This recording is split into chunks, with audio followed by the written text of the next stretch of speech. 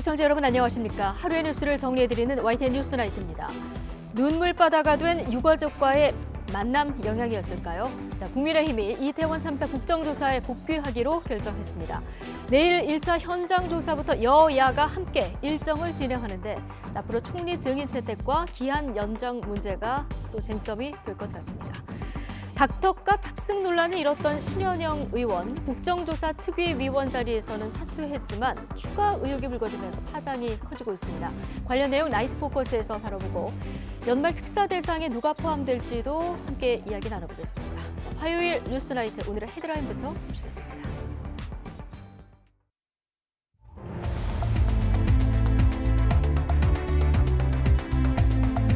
12월 20일 화요일 뉴스나이트 주요 뉴스입니다. 이태원 참사 유족들을 만난 국민의힘 의원들이 내일부터 국정조사 특위 활동에 복귀하기로 했습니다. 닥터카 탑승 논란이 빚어졌던 민주당 신현영 의원은 국정조사 특위위원직에서 물러났지만 추가 의혹이 불거지고 고발까지 당하면서 파장이 커지고 있습니다. 이태원 참사 특별수사본부가 박희영 용산구청장과 이임재 전 용산경찰서장 등에 대해서 구속영장을 신청하며 신병 확보에 나섰습니다. 최성범 용산소방서장은 보강수사가 필요하다는 이유로 일단은 제외됐습니다. 내일 새벽부터 수도권을 중심으로 최고 15cm가 넘는 폭설이 내리며 얼어붙을 것으로 보여 출근길에 비상이 걸렸습니다. 밤부터는 주춤하던 강추위가 다시 시작되겠습니다.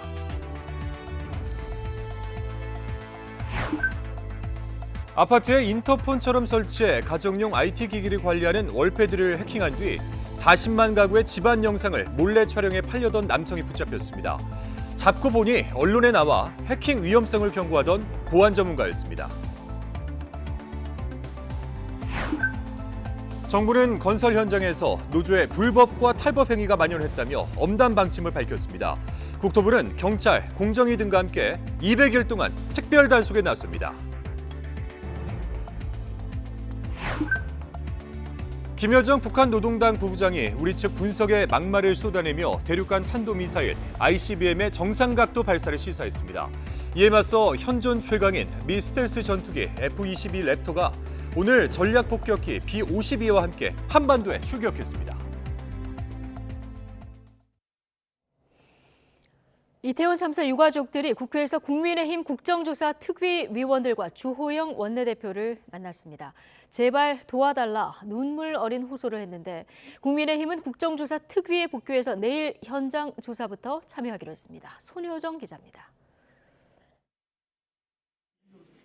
이태원 참사 유가족들이 국민의힘 국정조사 특위위원들과 주호영 원내대표를 만났습니다.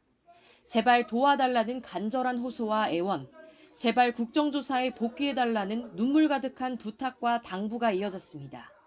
대표님, 제발 좀 부탁드립니다. 원내 복귀하시고 우리 지아리뿐만 아니라 이태원에서 너무 아깝게 가신 분들, 우리는 아이의 마지막을 누구도 알지 못해요. 제발 조사해서 우리 아이들 마지막만이라도 좀 알게 해주세요. 유가족들은 여권 일부에서 유족 협의회를 정치적 집단으로 매도하거나 2차 가해성 발언을 하고 있다면서 강하게 항의하기도 했습니다. 지금 2차 가해는 어떻게 국민의힘 간판을 가지신 분들은 전부 다 왜 입들이 그렇게 더럽습니까? 유족들은 녹사평역에 마련된 임시분향소 지원도 함께 요청했습니다. 유족 면담이 끝난 직후 주호영 원내대표는 충분한 지원을 약속했고 유가족 아픔을 함께 이해해달라는 말씀이 많으셨고 또 녹사평에 있는 분향소 너무 춥다고 좀 따뜻하고 괜찮은 곳으로 장만해달라는 말씀이 있으셨고 여당 특위위원들도 불참선언 9일 만에 국조특위에 복귀하겠다고 밝혔습니다. 야당의 일방적인 국정조사로 인한 정쟁화를 막고 참사의 진상과 책임규명 그리고 재발방지 대책 마련이라는 국민의힘이 참여한 가운데 이태원 참사 국정조사 특위는 내일부터 현장 조사에 착수하며 본격적인 활동을 시작합니다. 가까스로 갈등을 봉합한 모양새지만 여야 대치가 장기화하며 국정조사 기한은 이제 겨우 2주밖에 남지 않았습니다. YTN 손효정입니다. 닥터카 탑승 논란이 일고 있는 더불어민주당 신현영 의원이 결국 국정조사 특위위원 자리를 내려놓았습니다. 국민의힘은 오늘도 맹공을 퍼부었는데 한 시민단체가 신 의원을 직권남용 등의 혐의로 고발해 본격적인 경찰 수사로 이어질지 관심입니다. 김승환 기자입니다. 닥터카 논란 하루 만에 더불어민주당 신현영 의원이 이태원 참사 국정조사 특위위원회에서 물러났습니다. 신 의원은 국정조사가 제대로 시작되기도 전에 본질이 흐려져선 안 된다고 밝혔는데 당내에서도 여당이 국조특위를 정쟁으로 몰고 가고 있다는 비판이 나왔습니다. 정치가 비정해도 너무 비정하고 국조 특위를 이렇게 정쟁으로 가려고 하는 부분에 대해서 저는 정말 안타까움을 금치 못하겠습니다. 하지만 신 의원뿐 아니라 치과의사인 배우자도 함께 닥터카를 타고 현장에 간 사실이 드러나 논란은 가라앉지 않고 있습니다. 신 의원은 재난 상황에서 입안 출혈이나 외상에 치과적 도움이 필요하다 판단했다고 해명했습니다. 의사로서 당연히 본능적으로 최선을 다해서 그 현장에 가야 된다는 생각을 판단하에 한 것이라고 말씀드리고 싶네요. 신 의원은 현장에서 얼마 머무르지 않다가 보건복지부 장관 관용차를 타고 떠난 것으로 확인돼 과잉 의전 논란까지 불거졌습니다. 이에 대해 신 의원은 명확한 입장을 내놓지 않았습니다. 민주당은 신 의원 대신 소방관 출신인 오영환 의원을 특위위원으로 임명했습니다. 국민의힘은 신 의원이 정치적 그림을 따기 위해 재난을 무대 소품으로 활용한 게 아니냐며 맹비난을 쏟아냈습니다. 본인의 정치 쇼를 위해 국민의 생명과 직결된 디메트를 사적으로 이용한 사상 최악의 갑질이 당 차원의 법적 조치도 검토하고 있습니다. 의료법이나 언어 규정 위반이 있을 수 있다고 보고 그것은 저희들이 검토하도록 하겠습니다. 한 시민단체는 실제 직권남용과 공무집행방해, 응급의료법 위반 등의 혐의로 신 의원을 경찰에 고발하기도 했습니다. 국정조사 본조사를 제대로 시작하기도 전에 터진 갑질 논란에 민주당은 당황한 기색이 역력합니다. 경찰이 본격적인 수사에 착수할 경우 정치권에 미칠 파장도 작지 않을 것으로 보입니다. YTN 김승환입니다. 이태원 참사 특별수사본부가 박희영 용산구청장과 이임재 전 용산경찰서장 등에 대한 신병 확보 시도에 나섰습니다. 부실 대응 의혹으로 입건된 최성범 용산소방서장에 대해서는 보강 수사를 거쳐 추후 영장을 신청할 방침입니다. 권남기 기자입니다. 이임재 전 서울 용산경찰서장과 전 용산서 112 상황실장의 신병을 확보하는 데 실패했던 특별수사본부가 2주가량의 보강 수사를 마치고 구속영장을 다시 신청했습니다. 참사 전후로 적절한 조치를 하지 않아 인명피해를 키웠다는 업무상 과실치사상 혐의가 다시 적용됐습니다. 특히 이임재 전 서장은 현장 도착 시간이 1시간 앞당겨 기재된 허위 상황 보고서를 직접 검토하고 승인까지 한 걸로 의심하고 허위 공문서 작성 행사 혐의도 추가했습니다. 특수부는 서울 용산구 관계자들의 신병 확보에도 나섰습니다.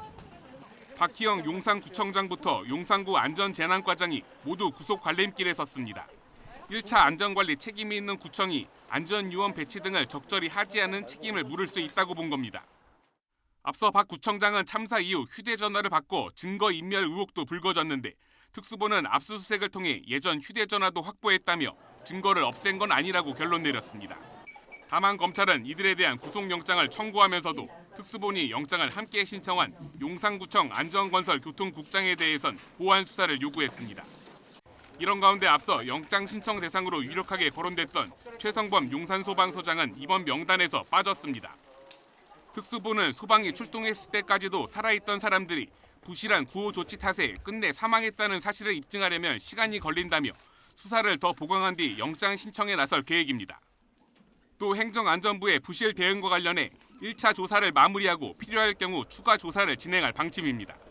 이들의 구속 여부에 따라 특수본 수사가 이상민 행안부 장관 등 이른바 윗선으로 이어질 수 있을지도 판가름 날 것으로 보입니다.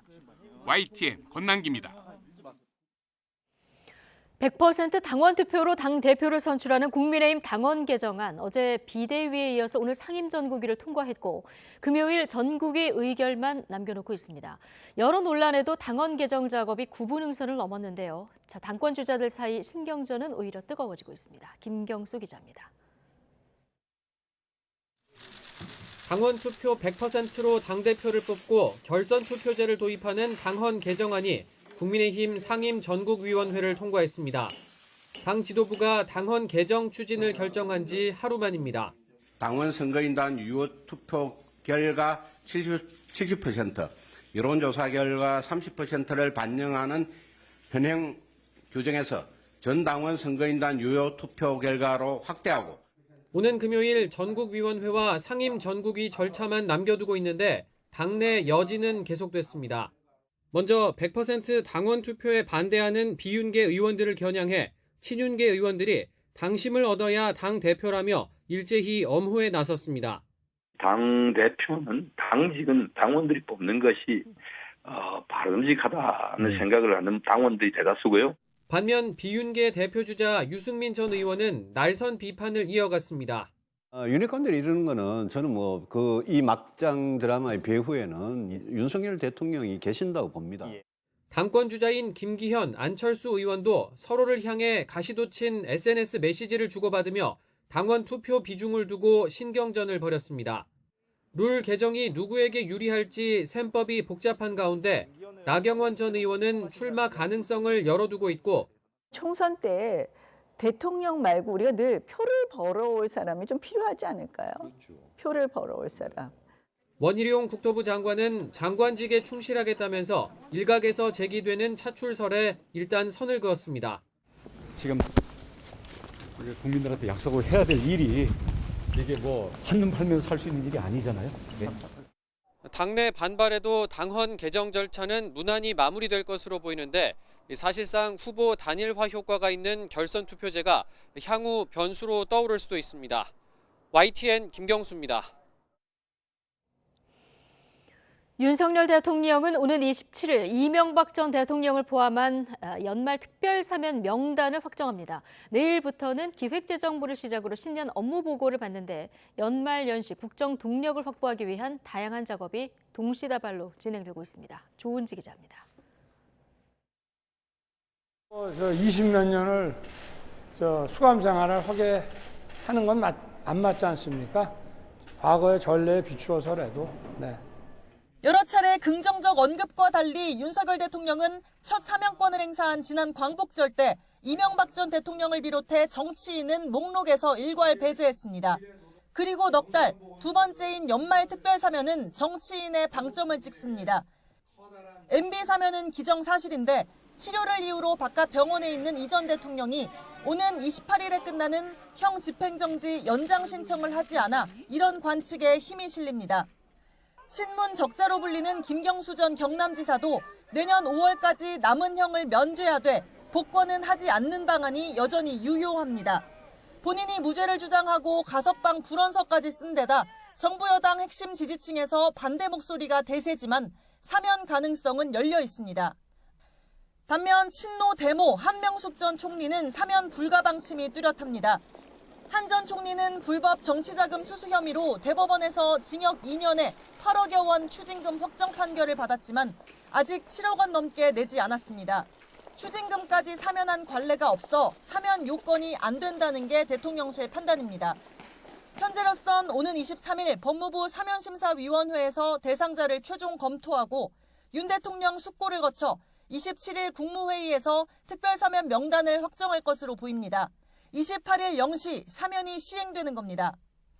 사면을 일단락 짓는 동시에 대통령실은 집권 2년차 국정 운영에 박차를 가합니다. 기획재정부를 시작으로 18개 부처와 관계기관들이 내년 1월 말까지 올해 성과와 내년도 정책 방향을 보고합니다. 윤 대통령과 한덕수 국무총리, 장차관과 실무 담당자, 관련 전문가 등 업무보고별로 100여 명 내외 인원이 참석하며 대국민 보고 형식으로 진행될 예정입니다. 업무보고가 신년 기자회견을 대체할 거라는 전망도 있지만 대통령실은 아직 정해진 것은 없다. 대국민 소통을 위해 다양한 의견을 듣고 있다고 말했습니다. YTN 조은지입니다. 김여정 북한 노동당 부부장이 지난 18일 시험 발사한 북한 정찰 위성에 대한 우리 측 전문가 분석에 막말 비난을 쏟아냈습니다. 그러면서 대륙간 탄도미사일 ICBM의 정상각도 발사를 내비쳤는데 이 과정에서 ICBM의 대기권 재진입 기술을 언급해서 주목되고 있습니다. 최두희 기자입니다.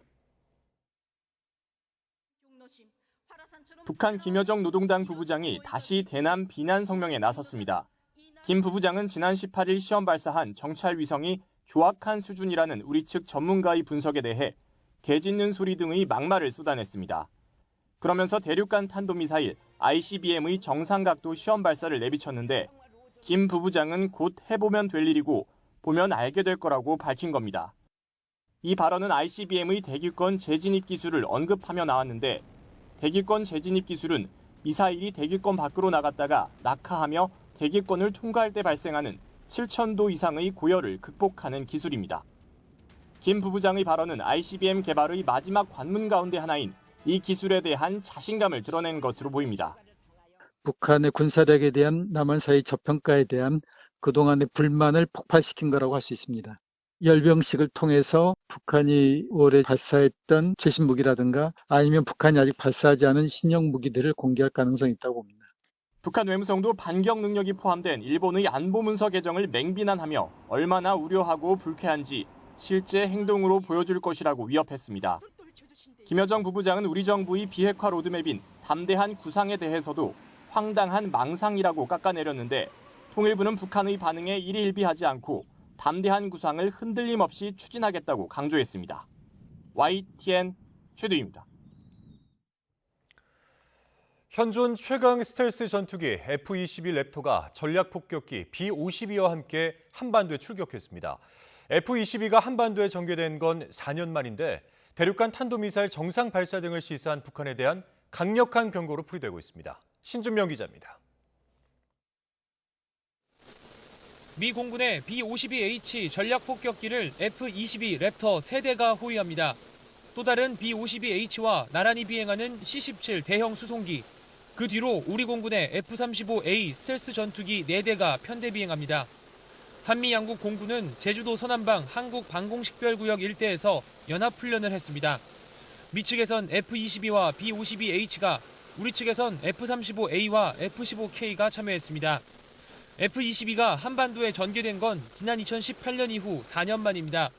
5세대 스텔스 전투기인 F-22는 지난 2006년 F-15 등과의 가상 대결에서 144대 0이라는 격추 기록을 세우며 현존 최강의 전투기로 자리 잡았습니다.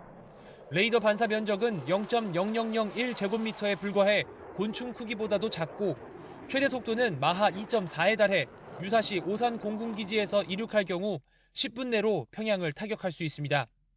국방부는 F-22 등의 한반도 전개에 대해 지난달 한미 안보협의회의에서 상시 전개에 준하는 수준으로 미국의 전략자산을 전개하기로 양국 국방장관이 합의한 데에 따른 조치라고 설명했습니다. 대륙간 탄도미사일 정상각도 발사 등을 시사하며 한미에 대해 거친 발언을 쏟아낸 북한에 대한 강력한 경고 메시지라는 해석도 나옵니다. 화성 17 ICBM 발사뿐만 아니라 인공위성 개발을 목적으로 하는 이제 탄도미사일 발사까지 이루어진 만큼 미국의 압박 수위를 좀 더 높이려는 의도로 보이는데요.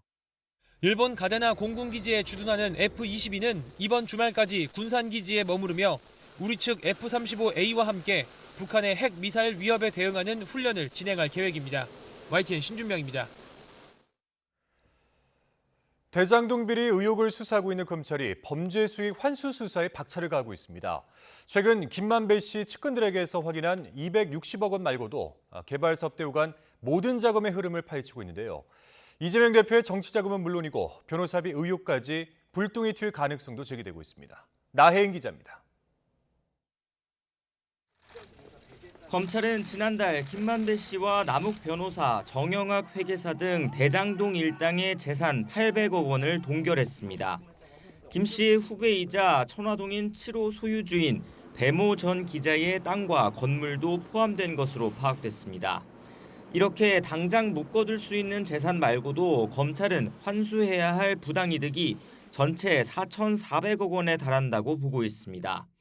법원에서 보전 결정을 받아내 추징금으로 선고될 수 있는 돈입니다. 최근 김만배 씨 측근들을 구속하며 확인한 260억 원은 또 새롭게 드러난 돈입니다. 검찰은 이들이 대장동 수사가 시작된 뒤 김 씨의 지시를 받고 수표로 돈을 빼돌리거나 경기도 수원 일대 땅을 차명으로 사는 식으로 범죄 수익을 숨겨줬다고 의심하고 있습니다. 또 김 씨가 개발이익 배당이 시작된 2019년부터 회사 돈 473억 원을 빌리거나 측근과 수상한 돈 거래를 반복한 정황도 포착돼 숨겨진 돈이 더 있을 가능성도 주목하고 있습니다. 검찰 관계자는 범죄 수익 은닉이란 재산 추적을 곤란하게 하는 모든 행위를 말한다고 설명했습니다.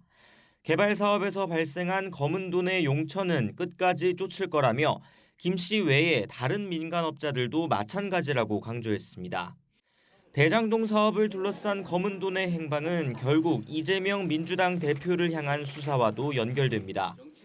검찰은 김용 전 민주연구원 부원장이 받았다는 8억 원대 불법 대선 자금 용처와 함께 이 대표의 계좌도 추적해왔습니다. 또 김만배 씨의 범죄 수익을 숨겨준 혐의로 구속된 최우향 화천대유 이사가 쌍방울그룹 부회장 출신이라는 점에서 이 대표의 변호사비 대납 의혹까지 수사가 번질 가능성도 있습니다. 검찰은 지금은 최 이사를 대장동 범죄 수익 은닉 혐의로 조사하고 있다면서도 자금 추적에서 확인되는 내용이 있으면 원칙적으로 수사가 진행될 거라고 설명했습니다. 쌍방울그룹을 수사하는 수원지검과 상황을 공유하고 있느냐는 질문에는 단정적으로 답하기 어렵다고만 했습니다.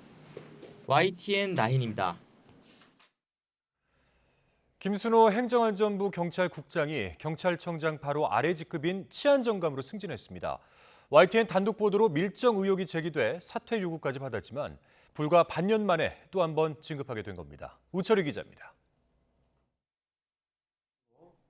김순호 행정안전부 경찰국장은 지난 8월 일선 경찰의 거센 반발 속에 탄생한 경찰국의 초대 수장으로 발탁됐습니다. 비간부 후보생, 비경찰대 출신이라는 점이 고려됐습니다. 하지만 임명된 지 며칠 지나지 않아 YTN 단독 보도를 통해 자격 논란이 불거졌습니다. 노동운동을 함께했던 동료들을 밀고 한 뒤 경찰에 채용됐다는 이른바 밀정 의혹입니다. 김순호 국장은 군사정권 시절 인노회 즉 인천부천 민주노동자회에 가입해 노동운동을 하다 1989년 돌연 잠적했습니다. 그 무렵 인노회원들은 줄줄이 구속되는 등 거센 탄압을 받았습니다. 80년대 군부 독재 정권이 민주화운동을 탄압했던 시절 암약했던 밀정으로 의심을 받아왔다. 하지만 김 국장은 고 박종철 열사 고문치사 사건의 핵심 인물이 제안한 특별 채용으로 경찰 대공요원이 됐고 여러 차례 포상까지 받으면서 승승장구했습니다. 최 사장이 갖고 있는 공포 이런 것들 때문에 전향을 했고 이런 것들을 해소하는 길이 뭔가 이렇게 생각을 한 끝에 경찰이 되겠다. 국회에선 야당을 중심으로 밀정 논란의 중심에 선 김 국장을 하루빨리 교체해야 한다는 공세가 이어졌습니다. 김순호 국장을 경찰국장을 시켜야 하는가 심각하게 한번 거치를 논의해 보실 생각 없습니까? 예, 한번 검토해 보겠습니다. 그럼에도 김 국장은 끝내 자리를 지켰습니다. 뿐만 아니라 치안감으로 승진한 지 불과 6개월 만에 경찰청장 바로 아래 계급인 치안정감 승진 인사에도 이름을 올렸습니다. 정권 차원에서 힘을 실어줬다는 분석이 지배적입니다. 승진이 발표된 뒤 김 국장은 의혹과 관련해 조사가 진행되고 있다면서 결과를 지켜보면 될 것 같다고 말을 아꼈습니다. 이런 가운데 이태원 참사 직후 여론 동향을 수집한 내부 문건을 만들었다 홍역을 치른 경찰청 공공안녕정보국의 조지후 국장이 김 국장과 나란히 치안정감 계급장을 달게 된 것도 논란입니다. 또 김 국장의 승진으로 공석이 된 후임 경찰국장 인사에도 관심이 쏠립니다. YTN 우철입니다. 더불어민주당은 김순호 경찰국장 승진에 밀정 의혹이 있어도 충성만 하면 앞뒤 안 가리고 영전시키는 것이냐고 비판했습니다. 오영환 원내대변인은 서면 브리핑에서 김 국장은 동료를 밀고 해 경찰에 특채됐다는 의혹을 받는 인물이고 현재 진실 화해를 위한 과거사 정리위원회에 진실규명 신청이 접수돼 있다며 이같이 밝혔습니다. 이어서 이번 인사는 공직사회에 문제가 있어도 충성하면 확실히 챙겨준다는 잘못된 신호를 줄 것이라며 국민을 무시하는 오만한 정부는 국민의 심판을 받을 것임을 엄중하게 경고한다고 강조했습니다.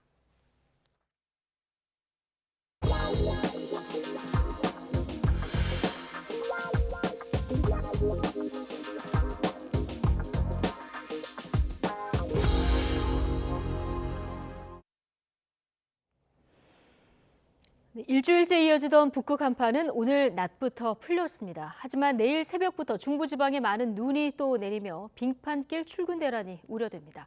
정혜윤 기자의 보도입니다. 지난주부터 이어졌던 북극 한파가 물러났습니다. 일주일 만에 영상권 기온을 되찾은 도심은 활기가 넘칩니다. 크리스마스를 앞둔 서울 광화문 광장은 트리를 비롯한 화려한 조형물로 가득 찼습니다. 추위 걱정 없이 오랜만에 나들이 나온 시민들은 풍성한 연말 표정을 카메라에 담습니다. 그동안에 많이 추웠는데 오늘 풀려서 다니기도 좋고 참 좋네요. 오래간만에 나왔습니다. 하지만 한파가 물러나자 서해안에 머물던 눈구름이 내륙으로 밀려들 것으로 보입니다. 내일 새벽부터 중부와 경북 일부에는 눈이 시작되겠는데 경기 북부와 강원 내륙 산간에는 15cm가 넘는 폭설이 예상됩니다. 경기와 강원 내륙, 제주 산간에는 최고 10cm, 서울에도 최고 8cm의 많은 눈이 쏟아지겠습니다. 출근길 많은 눈, 퇴근길 내린 눈이 도로에서 얼어붙는 그런 상황이 예상되고 있기 때문에 출퇴근길에는 가급적 대중교통 이용을 당부드립니다. 밤부터는 주춤하던 강추위가 다시 시작되겠습니다. 목요일인 모레 서울 아침 기온은 영하 9도, 금요일에는 영하 14도로 이번 겨울 들어 가장 춥겠습니다. 특히 한파 속에 서해안과 섬 지역에는 크리스마스 이브인 주말 아침까지 또 폭설이 쏟아질 것으로 보입니다. YTN 정혜윤입니다. 한덕수 국무총리는 중부지방의 대설특보와 강추위가 예고된 것과 관련해서 관계부처의 사전 대비를 지시했습니다. 한 총리는 긴급 지시문을 통해 행정안전부 장관과 국토교통부 장관, 각 지방자치단체장 등은 도로와 교량, 터널 등 위험 지역의 제설제를 사전 살포하고 대중교통을 관리해 시민들의 출근길 교통 이용에 불편이 없도록 하라고 주문했습니다. 이어 퇴근 시간 도로 결빙에 대비해 후속 제설을 강화하는 등 안전사고 예방에도 최선을 다하라고 당부했습니다. 또 취약계층의 건강과 취약시설 거주자 안전을 위한 집중 점검, 건설 현장 등 실외 근로자의 작업 안전관리 대책 마련 등도 지시했습니다. 서울에 내일 새벽부터 3에서 8cm의 눈이 예보되면서 서울시가 비상근무 체제에 돌입합니다. 서울시는 오늘 밤 10시부터 제설 2단계를 발령하고 제설 장비를 전진 배치하기로 했습니다. 또 인력 8천여 명과 제설 장비 1,000여 대를 투입합니다. 시는 교통 혼잡이 빚어질 경우를 대비해 경찰의 협조를 요청했으며 폭설 시 116곳에 교통경찰을 배치하고 교통통제도 할 예정입니다. 원희룡 국토교통부 장관은 건설 노조가 각종 불법 행위로 경제 기생하는 독이 되고 있다며 각종 불법 행위에 대해서 특별 단속을 벌이는 등 사실상 건설 노조와의 전쟁을 선포했습니다. 원 장관은 오늘 세종시 아파트 건설 현장을 찾아 건설 노조의 각종 불법 행위로 떨어진 생산성은 고스란히 건설업체의 생산 원가와 분양가에 반영된다며 새 정부에서는 어떤 어려움이 있어도 이를 방치하지 않겠다며 이같이 다짐했습니다. 국토부는 경찰과 함께 내년 6월 25일까지 200일 동안 건설 현장 불법 행위 특별 단속을 벌일 예정입니다. 네, 최근 물가가 다소 진정되나 싶은데 당분간은 5% 내외 상승률이 이어질 거란 전망입니다. 한국은행은 목표치를 크게 웃도는 만큼 물가 안정을 위한 통화 정책을 이어가겠다고 예고했습니다. 김지성 기자입니다.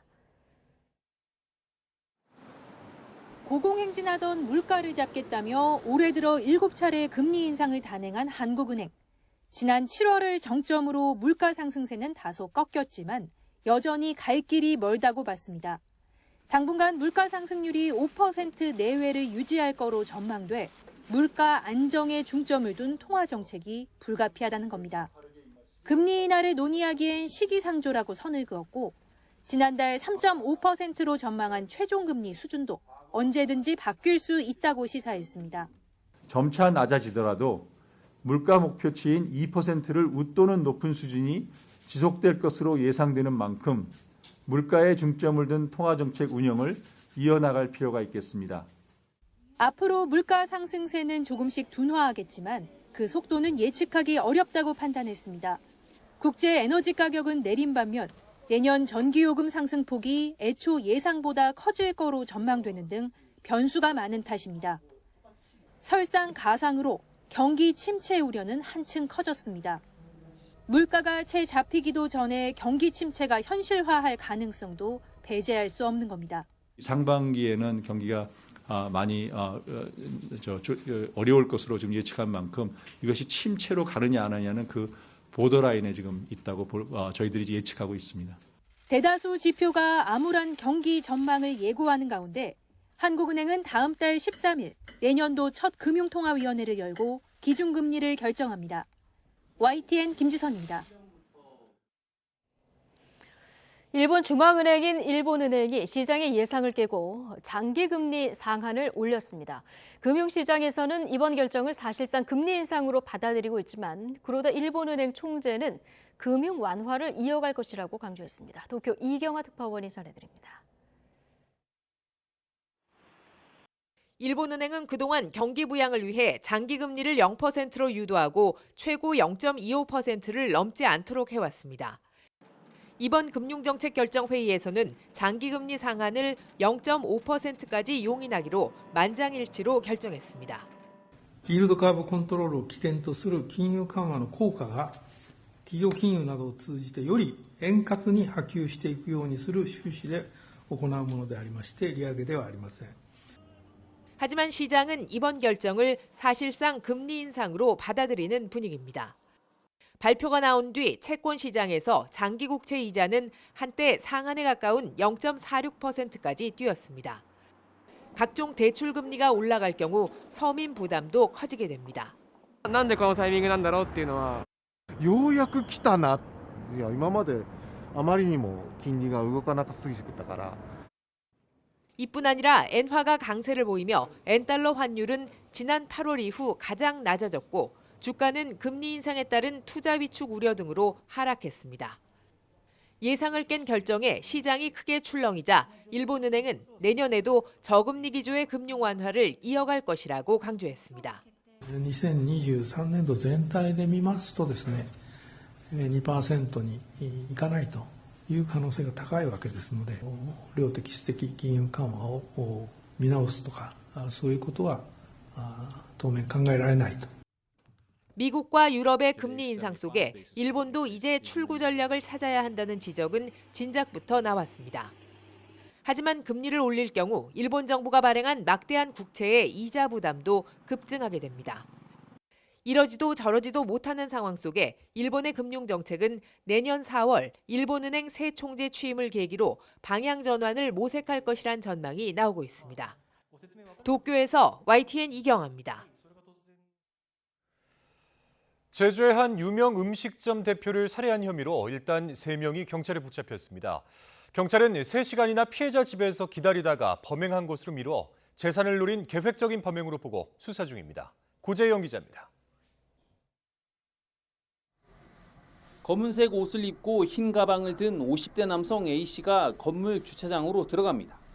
A씨는 3시간을 집안에서 기다린 뒤 유명 음식점 대표 50대 여성이 귀가하자 둔기로 살해하고 유유히 빠져나옵니다. A씨는 범행 이후 한 차례 택시를 갈아타고 이곳 시장에 도착한 뒤 돌아다니다 기다리던 아내를 만나 차를 타고 도주했습니다. 사건 다음 날인 지난 17일 가족 신고를 받은 경찰은 이틀 만에 경남과 제주에서 3명을 붙잡았습니다. 피해자를 살해한 혐의로 붙잡힌 A씨는 순순히 혐의를 인정했습니다. 살인 혐의 인정하십니까? 예. 혐의 인정하세요? 예. 왜 살해하셨습니까? 지금 아무 생각이 없습니다. 죄송합니다. A씨의 도피를 도운 아내 B씨와 A씨에게 피해자 집 비밀번호를 알려준 C씨도 함께 붙잡혔습니다. C씨는 피해자의 지인으로 지난 8월부터 금전 문제로 자주 다퉜던 것으로 알려졌습니다. 경찰은 피해자의 돈을 노리고 C씨가 고향 선후배 관계인 A씨에게 범행을 사주한 것으로 의심하고 있습니다. 범행 직후 도주한 피의자 3명을 경남과 제주에서 순차적으로 검거했습니다. 구체적인 범행 동기 및 공모 경위에 대해서는 현재 수사 중에 있습니다. 특히 A씨 부부가 범행 전날 배로 제주에 온 뒤 범행 직후 빠져나간 것과 피해자 집에 침입해 장시간 기다린 점 등으로 미뤄 계획적인 범죄로 보고 수사를 이어가고 있습니다. YTN 고재영입니다.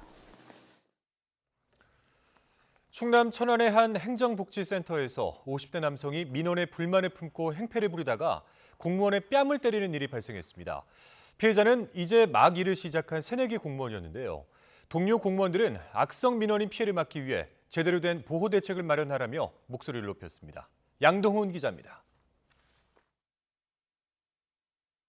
한 남성이 바닥에 여권을 집어던지고는 직원들과 승강이를 벌입니다.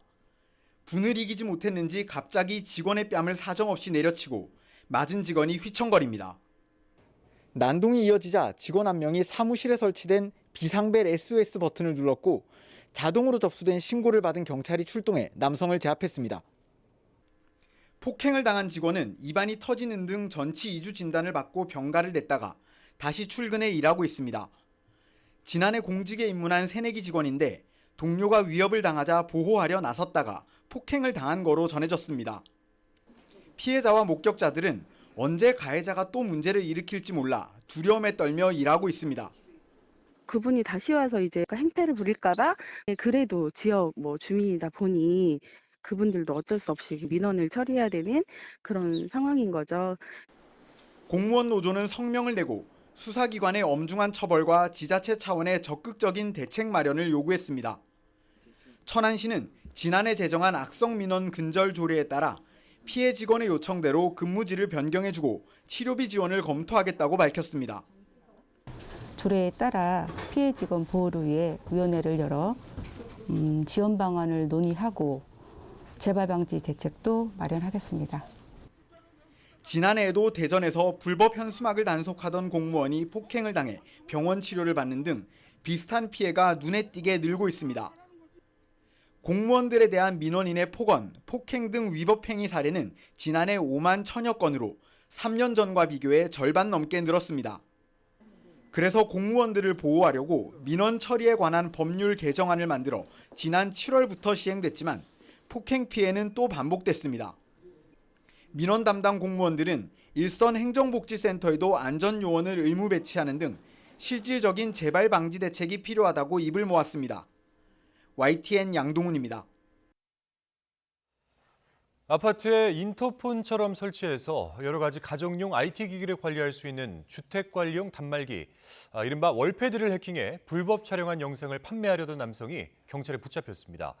전국 638개 아파트 단지 40만여 가구가 해킹 피해를 봤는데 알고 보니 이 남성 언론에도 나왔던 보안 전문가였습니다. 안동준 기자의 보도입니다. 지난해 10월 해외 인터넷 사이트에 본보기 영상과 함께 올라온 글입니다. 글쓴이는 아파트 스마트홈 기기, 즉 월패드에서 영상을 추출했다면서 관심이 있으면 연락하라며 이메일 주소를 남겼습니다. 한국 아파트 대부분을 해킹했다는 말은 허풍이 아니었습니다. 게시글 작성자인 30대 남성 A씨는 지난해 8월부터 석 달 동안 전국의 아파트 단지 638곳, 40만여 가구의 월패드를 해킹했습니다. 월패드 카메라를 마음대로 조작하며 집안 영상을 찍었는데 피해를 입은 집은 40만여 가구에 이릅니다. 놀랍게도 A씨는 과거 한 언론의 보안 전문가로 등장해 월패드 해킹에 대해 직접 설명한 적도 있는 거로 드러났습니다. 또 보안업체에서 일했고 대학에서 정보 보호를 전공하며 쌓은 IT 보안 지식을 이용해 경찰 수사망도 피했습니다. 식당이나 숙박업소와 같은 다중 이용시설에 설치된 무선 공유기를 해킹에 사용하는 치밀함을 보인 겁니다. 경찰은 지난 14일 월패드를 해킹해 몰래 촬영한 영상을 판매하려 한 혐의로 해당 글을 게시한 30대 남성 A씨를 체포했습니다. 월패드 해킹을 통해 사생활이 찍힌 영상이 유출된 정황을 지난해 11월부터 1년 넘게 수사한 끝에 A씨를 검거했습니다.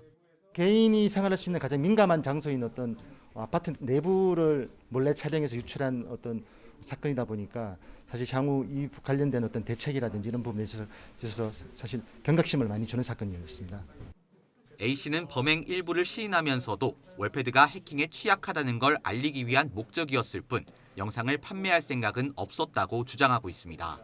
실제로 영상을 팔았는지는 확인되지 않았지만 경찰은 A씨가 구매를 위해 접촉한 사람과 주고받은 이메일 내용을 봤을 때 판매 의사가 충분히 있었다고 보고 있습니다. A씨의 구속영장이 한 차례 기각된 가운데 경찰은 성적 목적으로 범행을 저질렀을 가능성도 있다고 보고 보강 수사를 거쳐 구속영장을 다시 신청할 방침입니다. YTN 안동준입니다. 문재인 정부가 추진했던 한국철도공사 코레일과 수서고속철도 운영사 SR의 통합과 관련한 논의 결과가 나왔습니다. 노사 대표와 민간 전문가 등이 모여서 현 경쟁체제를 유지할지 아니면 통합할지 의견을 나눴지만 일단은 경쟁체제를 유지하기로 했습니다. 최기성 기자입니다. 코레일이 독점해온 고속철도 시장을 새로운 경쟁체제로 바꿔놓았습니다. 박근혜 정부 당시인 2016년 12월 수서고속철도 SRT가 개통하면서 코레일과 SR 경쟁체제가 본격화했습니다. 하지만 문재인 정부 들어 철도 공공성 강화를 명분으로 통합 논의가 시작됐습니다. 지난해 3월부터는 노조 측 대표자와 민간 전문가 등 13명이 모인 자문기구인 거버넌스 분과위원회가 경쟁체제 평가에 착수했습니다. 경쟁체제 유지와 통합 주장이 팽팽하게 맞섰는데 21개월 만에 나온 종합 의견은 판단 유보입니다. 국토교통부는 분과의 의견을 존중해서 수용한다고 밝혔습니다. 20년 초부터 발생한 코로나19로 인해서 경쟁체제가 정상적으로 운영된 기간이 3년에 불과해서 분석에 한계가 있었으므로 공기업 경쟁체제 유지 또는 통합에 대한 판단을 유보한다는 종합 의견을 분과위에서 도출하였습니다. 통합 반대 측에선 경쟁체제 도입 이후 이용자에게 연평균 1,500억 원 요금 추가 할인 혜택이 있었다고 주장했습니다. 찬성 쪽에선 요금이 저렴해진 건 정책 결정에 따른 효과지 경쟁체제와는 무관하다는 입장입니다. 운행 확대를 두고도 찬성 측은 하루 50위의 추가 운행이 가능하다고 했지만 반대 측은 이론적으로만 가능한 횟수일 뿐이라며 맞섰습니다. 철도노조는 주장만 있을 뿐 검증이 이뤄지지 않았다며 마지막 회의를 앞두고 논의에서 빠졌습니다. 정부가 철도 민영화를 추진하기 위해 이미 결론을 정해놨다는 겁니다. 국토부 장관 발언에 따르면 경쟁을 더욱 유도해 나가겠다라고 좀 밝히고 있어서 실제 이 내용과 결론이 좀 일치하지 않는다라고 저희는 좀 보고 있고요. 철도를 민영화하기 위한 계획들을 더욱 강화하기 위한 방안에 사실 이 결론을 좀 끼워 맞췄다라고 저희는 보고 있습니다. 그런 만큼 통합 관련 추가 논의가 이뤄질 가능성은 작아 보입니다. YTN 최기성입니다. 카타르 월드컵 우승을 차지한 아르헨티나 축구대표팀이 뜨거운 환영을 받으며 수도 부에노스아이레스에 도착했습니다. 금메달을 목에 건 주장 리오넬 메시는 우승컵을 들고 가장 먼저 비행기에서 내렸습니다. 메시와 스칼로니 감독, 대표팀 선수들은 레드카펫을 따라 퍼레이드용 버스에 탑승했습니다. 귀국 현장에는 아르헨티나 대표팀의 공식 응원가인 무차초스가 흘러나왔고 선수들은 밝은 표정으로 몸을 흔들었습니다. 아르헨티나 정부는 디에고 마라도나 이후 36년 만에 월드컵 우승을 기념하기 위해서 이날을 공휴일로 선포했습니다. 축구에서 강팀은 보통 점유율이 높습니다. 그러나 점유율이 높다고 항상 이기는 것이 아니라는 것을 카타르 월드컵에서 보여줬습니다. 이번 월드컵에서 나타난 현대 축구의 변화는 무엇인지 김동민 기자가 전해드리겠습니다.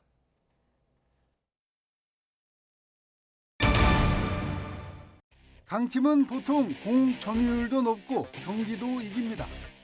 그러나 늘 그렇지는 않습니다.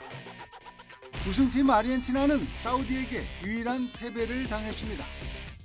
점유율도 높고 슈팅도 많았지만 유효 슈팅 2개를 모두 골로 연결한 사우디는 이길 수 없었습니다.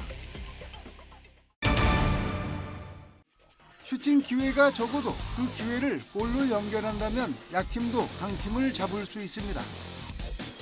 일본은 코스타리카를 압도했지만 단 한 번의 유효 슈팅을 골로 연결한 코스타리카에게 무릎을 꿇었습니다. 스페인도 일본에게 점유율은 8대2로 앞섰지만 3번의 유효 슈팅을 때린 일본에게 졌습니다. 단단한 수비와 역습의 기술은 필수. 아프리카 팀 최초로 4강에 오른 모로코의 대표적인 특징입니다. 수비수와 미드필더들이 유기적으로 움직이며 상대 공격을 막아내고 공을 빼앗으면 전개되는 빠르고 정확한 역습이 반복된다면 돌풍이 아니라 태풍이 됩니다. 특히 이 모로코의 팀이 이 좋은 결과를 얻었던 것은 점유율의 욕심을 내지 않았고 슈팅 숫자의 욕심을 내지 않으면서 정확하고 날카로운 카운터나 정지된 장면에 집중했던 것, 이게 이번 월드컵에서 나타난 이 변화다, 이렇게 볼 수 있을 것 같습니다. 아르헨티나가 결승에서 터뜨린 디마리아의 골은 역습의 정석을 넘어 역습의 명작이라고 손꼽힐 만합니다. YTN 김동민입니다.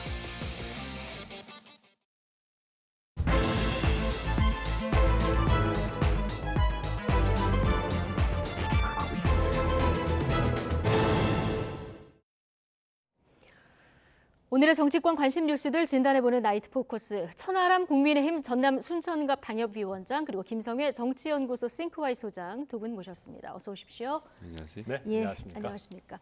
자, 국민의힘이 9일 만에 국정조사에 복귀하기로 결정을 했습니다. 내일 1차 현장 조사부터 여야가 같이 이렇게 되면 활동을 시작하게 되는 건데요. 늦었지만 잘한 겁니까? 네, 오늘 이제 유가족분들과 면담을 했지 않습니까? 당연히 이렇게 해야 되는 것이고요. 사실 보시면 아시겠지만은 현장 조사나 기관 보고 같은 경우는 그렇게까지 민감한 사항은 아닙니다. 이제 가서 현장 둘러보고 기관들 보고 받고 하는 것이고 진검승부라고 할 수 있는 건 사실은 청문회이거든요. 예. 그렇기 때문에 예산안이 통과 안 됐다라고 해서 무작정 미루기보다는 네. 상대적으로 민감하지 않은 부분들을 일단 진행하고 예산안이 끝나고 나면 자연스럽게 청문회 국면으로 돌입하는 게 좋겠다라고 하는 국민의힘 원내 지도부의 판단이 있었던 걸로 보입니다. 예.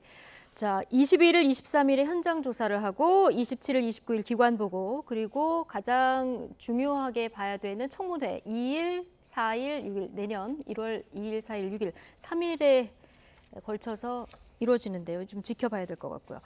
자, 앞서 국민의힘은 이태원 참사 유가족들과 면담을 가졌는데요. 어떤 이야기들이 나왔는지 유가족들의 이야기 잠시 듣고 오시겠습니다. 국정조사가 동네 이장회입니까 이게? 한다고 했다가 안 한다고 했다가 이거 뭐 하시는 겁니까? 저희 희생자들이 협상의 도구입니까? 지금 2차 가해는 다른 국민들이 하시는 게 아니고 어떻게 국민의힘 간판을 가지신 분들은 전부 다 왜 입들이 그렇게 더럽습니까? 대표님 제발 좀 부탁드립니다. 원내 복귀하시고 우리 피아님뿐만 아니라 인천에서 너무 아깝게 가신 분들 억울한 마음 풀어주시면 저희들은 더 이상 바랄 게 없습니다. 그럼에도 불구하고 진상조사가 제대로 되지 않을 시에는 이제 저희는 밖으로 나가겠습니다. 그때는 철저하게 여당에서 지금까지 이야기하시던 그런 모습들을 보게 되실 겁니다. 자식을 잃은 부모는 두렵지 않습니다. 네, 자식 잃은 부모는 두렵지 않습니다. 오늘 주호영 원내대표와 국민의힘 특위위원들이 유가족들을 만났고 여기서 나온 얘기를 잠시 듣고 왔는데 이 얘기 말고 오늘 굉장히 많이들 우셨습니다. 오늘 이 만남이 여당 복귀에 결정적으로 영향이 있었다고 봐야겠죠. 근데 이렇게 될 걸 여당은 몰랐습니까? 이 유족들이 찾아오게 되면 어떤 상황에서든 저렇게 될 건 뻔하지 않습니까? 저렇게 제발 좀 돌아달라고 부탁을 하는데 예산 처리가 안 됐으니까 지금 못하겠습니다라고 말할 수 있는 강심장이 어디 있겠습니까? 그럼 처음부터 저럴 필요가 전혀 없었던 것이죠. 세월호 때도 보면요. 처음에는 세월호 사고라고 유족들이 그 사고를 그렇게 불렀습니다. 그리고 청와대로 갈 때도 청와대로 항의하러 간 게 아니고요. 청와대 읍소하러 간 거죠. 그 진도에서 출발해서 청와대로 가는 길에 경찰들이 사찰을 하고 사람들을 막아 세웁니다. 아니 임금님께 상소하러 가는데 왜 이걸 막지? 라고 생각하던 사람들이 국가가 자기들을 탄압한다라고 생각하고 그것이 결국 세월호를 국가가 이렇게 만들었다는 생각까지 좀 번져나가게 됐다고 생각하거든요. 근데 이번 이태원 참사도 마찬가지로 국가가 여러 가지 잘못한 지점은 있습니다만 일부러 한 일은 아니잖아요. 그러면 여당이 왜 저렇게 이상한 자세로 나가는지 이것이 마치 정권 퇴진 운동인 것처럼 만드는 자체가 자기들이 프레임 안에 갇히는 일이라고 생각을 하거든요. 그래서 대통령이 먼저 진상규명을 이야기하고 철저하게 책임 소재를 파악하고 진상을 파악하면 그것이 유족들의 마음을 얻는 방법일 텐데 무엇을 감출 일이 있다고 저렇게까지들 하시는지 전 사실 잘 이해가 되지는 않습니다. 예. 자, 여야 간에 사실 예산안을 합의하고 국정조사를 하자 이렇게 약속을 했다가 중간에 이상민 장관 해임 건의안이 이제 등장하면서 일정들이 이렇게 좀 지연되고 이런 일들이 있었는데 어쨌든 복귀를 해서 내일부터는 함께 국정조사를 시작을 하게 됩니다. 오늘 유가족들 여러 가지 이제 요구들이 있었는데요. 진상조사 요구, 2차 가해를 좀 방지해달라. 그리고 고인의 마지막 정보, 우리 아이들이 가는 마지막 정보를 우리는 모르니까 이걸 좀 알려달라. 이런 얘기도 했고요. 분향소 이전 요구도 했는데 이 지금 녹사평에 있는 그 분향소가 굉장히 추운 모양이에요. 네, 당연히 그렇겠죠. 네. 지금 사실 날씨가 얼마나 춥습니까? 그래서 제가 봐도 이게 어떤 좀 뭔가 제대로 되고 정말 국민들과 우리 유가족분들께서 추위를 그렇게 느끼시지 않을 만한 좀 분향 공간, 추모 공간이 마련돼야 될 것 같고요. 이건 좀 빨리. 그럼요. 그런 부분은 처리를 해야 될 아마 부분인 것 같고요. 의지만 있다면은 예. 상대적으로 빨리 될 수 있는 부분들 아닌가 생각합니다. 게다가 지금 말씀하신 것처럼 진상 규명이라는 것이 큰 틀에서 한 가지는 수사이겠습니다만은 또 한 가지는 국회가 추진하는 국정조사 아니겠습니까? 네. 그래서 이게 예산안이 통과가 안 됐다라는 이유로 무작정 미룰 수는 없는 부분이고. 또 그래서 빨리 지금 다시 들어가야 될 것 같고 또 조호영 원내대표께서는 철저한 배보상까지 우리가 챙기겠다라고 네. 얘기하셨는데 저는 저 말씀도 저는 나쁜 뜻이 아니고 좋게 받아들이고 공감하는 거라고 생각하지만 국민의힘 입장에서는 철저한 배상과 보상을 얘기하기 전에 사실 막말을 한 사람들에 대해서 적절한 어떤 조치를 취하는 것이 좀 먼저 돼야 되는 건 아닌가. 근데 이런 의견이 지금 여권 내에서도 많습니까? 별로 없죠, 사실은. 그러니까 물론 별로 이게 없습니까? 침묵하는 다수 중에서는 꽤 많이 있을 것 같은데요. 근데 지금 뭐랄까요, 저희가 전체적으로 당 내에서 꽤 유력한 분들도 이 유가족들을 뭔가 적대시하는 태도를 좀 내비치고 있거든요. 네. 그러다 보니까 김민아 의원 같이 이제 상식을 벗어난 막말을 한 사람들에 대해서는 저희가 규탄하는 목소리가 좀 나옵니다만은 그게 아니라 큰 틀에서 우리가 유가족들에게 더 어떻게 보면 다가가고 공감하고 해야 된다라고 하는 목소리 자체가 많이 나오고 있는 것 같지 않아서 집권 여당인데요. 예, 저도 그런 면은 사실 좀 우려스럽습니다. 자, 야3당이 이상민 장관 포함해서 증인 89명 일괄 채택을 했는데 한덕수 국무총리는 여기서 좀 빠진 상황이라서 앞으로 이 또한 쟁점이 될 가능성이 있어 보입니다. 일단 우성호 위원장이 운영의 묘를 살린 거죠. 여기까지 다 결정을 해서 통보를 여당에게 하는 식으로 하면 여당이 또 반발을 할 테고 이 부분에 대해서 남겨놓고 같이 논의를 하자는 것인데요. 아니 총리가 나와서 얘기 못할 게 뭐가 있습니까? 그리고 참사 당시에 다시 돌아가 보시면요. 아무도 총리에게 질문을 하지 않았습니다. 당시에 총리가 이 수습을 할 수 있는 상황 혹은 정보가 없다는 것을 모두가 알고 있었던 상태였기 때문에 저는 여당에서 총리를 증인으로 채택하지 말아야 될 이유를 찾지 못할 것이라고 보고요. 이건 다시 말씀드리면 구조적으로 이런 문제가 생겼을 때 왜 예방을 못했는지에서 질책하기도 하지만 이유를 찾아가는 과정이거든요. 그 과정은 침착하게 함께 찾아가면 됩니다. 그럼 한덕수 총리는 자연스럽게 전 증인으로 나와서 이런 관련된 내용들을 충분히 토의할 수 있다고 생각하기 때문에 증인 채택 자체가 큰 쟁점은 안 되고 전 잘 타결될 거라고 봅니다. 될 거라고 보시고 또 하나는 이제 기간인데요. 이미 조사 기간 절반이 지난 상황 아니겠습니까? 야당에서는 기간을 좀 연장해야 된다 이런 입장이고 국민의힘은 일단 그때까지 해보자 이런 입장인데 자, 야당이 단독으로 이걸 의결해서 연장을 할 수는 있습니다. 국민의힘 어떻게 해야 된다고 보십니까? 그러니까 모든 거는 사실 국민들께 달린 겁니다. 저희가 청문회 3일 했는데 아니 훨씬 더 많이 이제 점검하고 물어보고 할 게 있는 것 같은데 왜 이렇게 좀 너무 빨리 끝나냐라고 생각하신다면은 사실 여당 입장에서 이거를 마냥 거부할 수는 없을 것이거든요. 근데 그렇지만 애당초에 청문회는 한 3일 정도로 예정되어 있었습니다. 그리고 제가 서두에서 말씀드렸듯이 사실 기관 보고나 현장 방문은 물론 그래서는 안 되지만 상대적으로 조금 요식 행위에 가깝습니다. 그러니까 어떻게 보면 원래 해야 되는 그런 부분이고 그 과정과 자료 제출 요구 이런 것들을 거쳐서 이제 청문회에서 그걸 어떻게 보면 이제 국민들께 보여드리는 그 과정인 것이거든요. 그래서 앞부분의 활동이 물론 약간 밀린 거는 있지만 청문회를 진행하지 못할 정도로 밀려 있는 상황은 아닙니다. 그러다 보니까 이게 정말 연장이 필요할 거냐는 그때 한번 봐서 판단이 필요할 걸로 보입니다. 일정을 진행하면서 봐야 된다.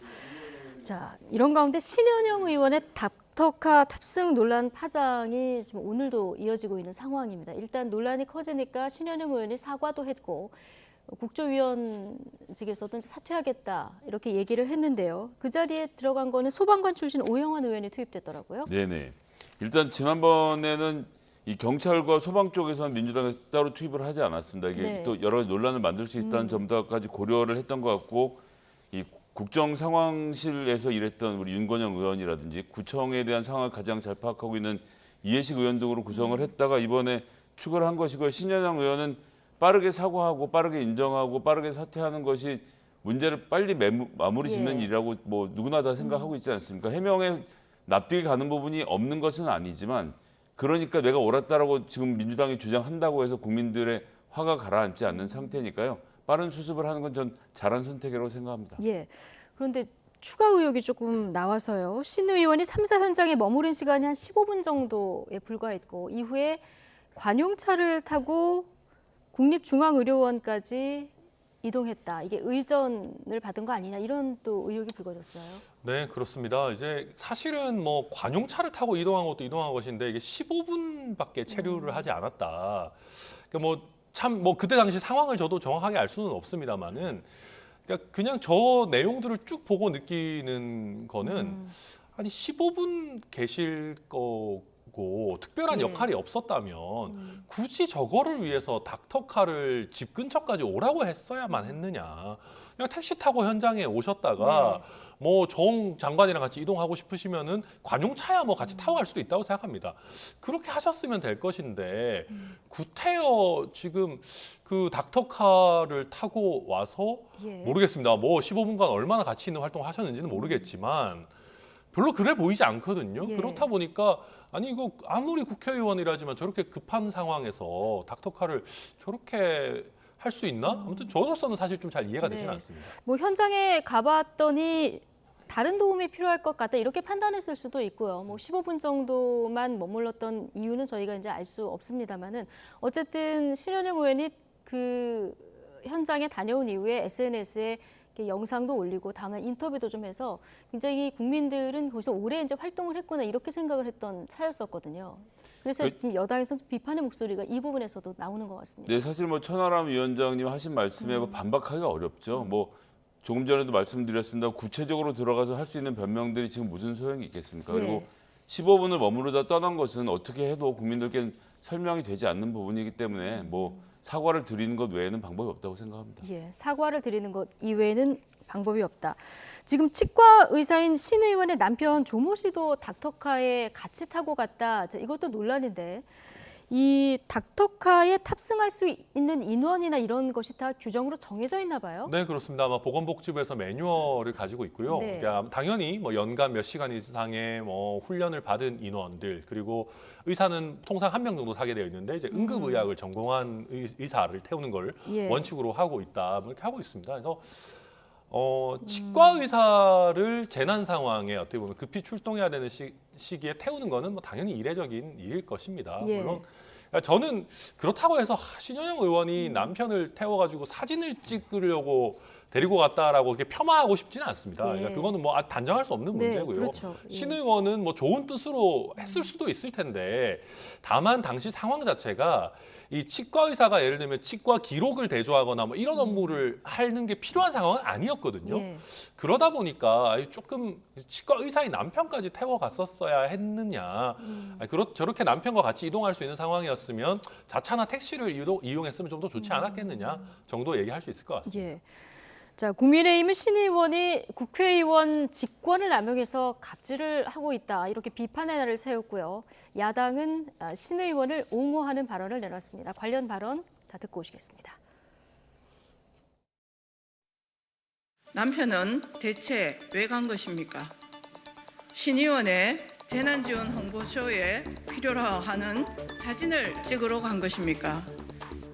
아무런 권한도 없는 신 의원이 구급차를 집 앞으로 불렀다면 그야말로 직권 남용입니다. 보건복지부는 관계 법령 위반 여부에 대해 철저히 조사하고 위반 여부에 대해서는 그에 상응하는 절차를 엄중하게 이행해야 할 것입니다. 이태원 사고 특별수사본부 또한 이번 사건에 대해 직권 남용 및 법령 위반 사항이 없는지 진상을 규명해야 할 것입니다. 신현영 의원은 일반 정치인이라기보다는 의사입니다. 의사 출신의 정치인인데 그 명지대 병원에 이 닥터카가 출발한다고 하는 걸 알고 본인 집에서 한참 떨어져 있는 이대 앞에까지 가서 중간에 합류해서 간 거기 때문에 제가 보기에는 그렇게 시간을 지체를 할 상황도 아니었고요. 응급처치를 하기 위해서 간 사람한테 이거는 좀 해도 너무하지 않나 이런 생각을 합니다.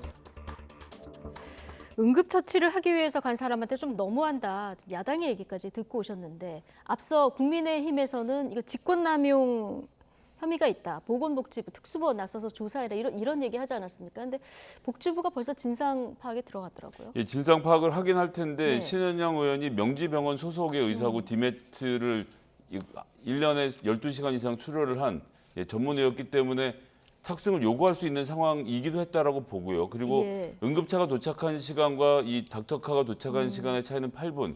그러니까 응급차가 48분이 걸렸고 지금 이 닥터카 같은 경우는 56분이 걸린 상황이거든요. 그래서 이것 때문에 대단히 큰 지체가 됐다라고 보기 어려운 상황. 그리고 새벽 1시 20분이었기 때문에 이미 응급한 상황을 넘어서 수습의 단계로 들어갔던 상황이었고 디메트 팀 입장에서는 국회의원이자 정치인으로서 현장에서 여러 가지 상황에 대한 도움을 받을 것까지 고려해서 함께 간 상황이라고 보기 때문에 지금 신현영 의원이 집 앞으로 저기 닥터카 보내라 안 그러면 내가 안 가겠다라고 했던 직권남용의 상황으로 보긴 좀 무리가 있지 않느냐. 잘못한 건 잘못한 것이지만 어쨌든 함께 다 돕는 방법을 찾았다는 점을 좀 고려해서 봐야 될 것 같고요.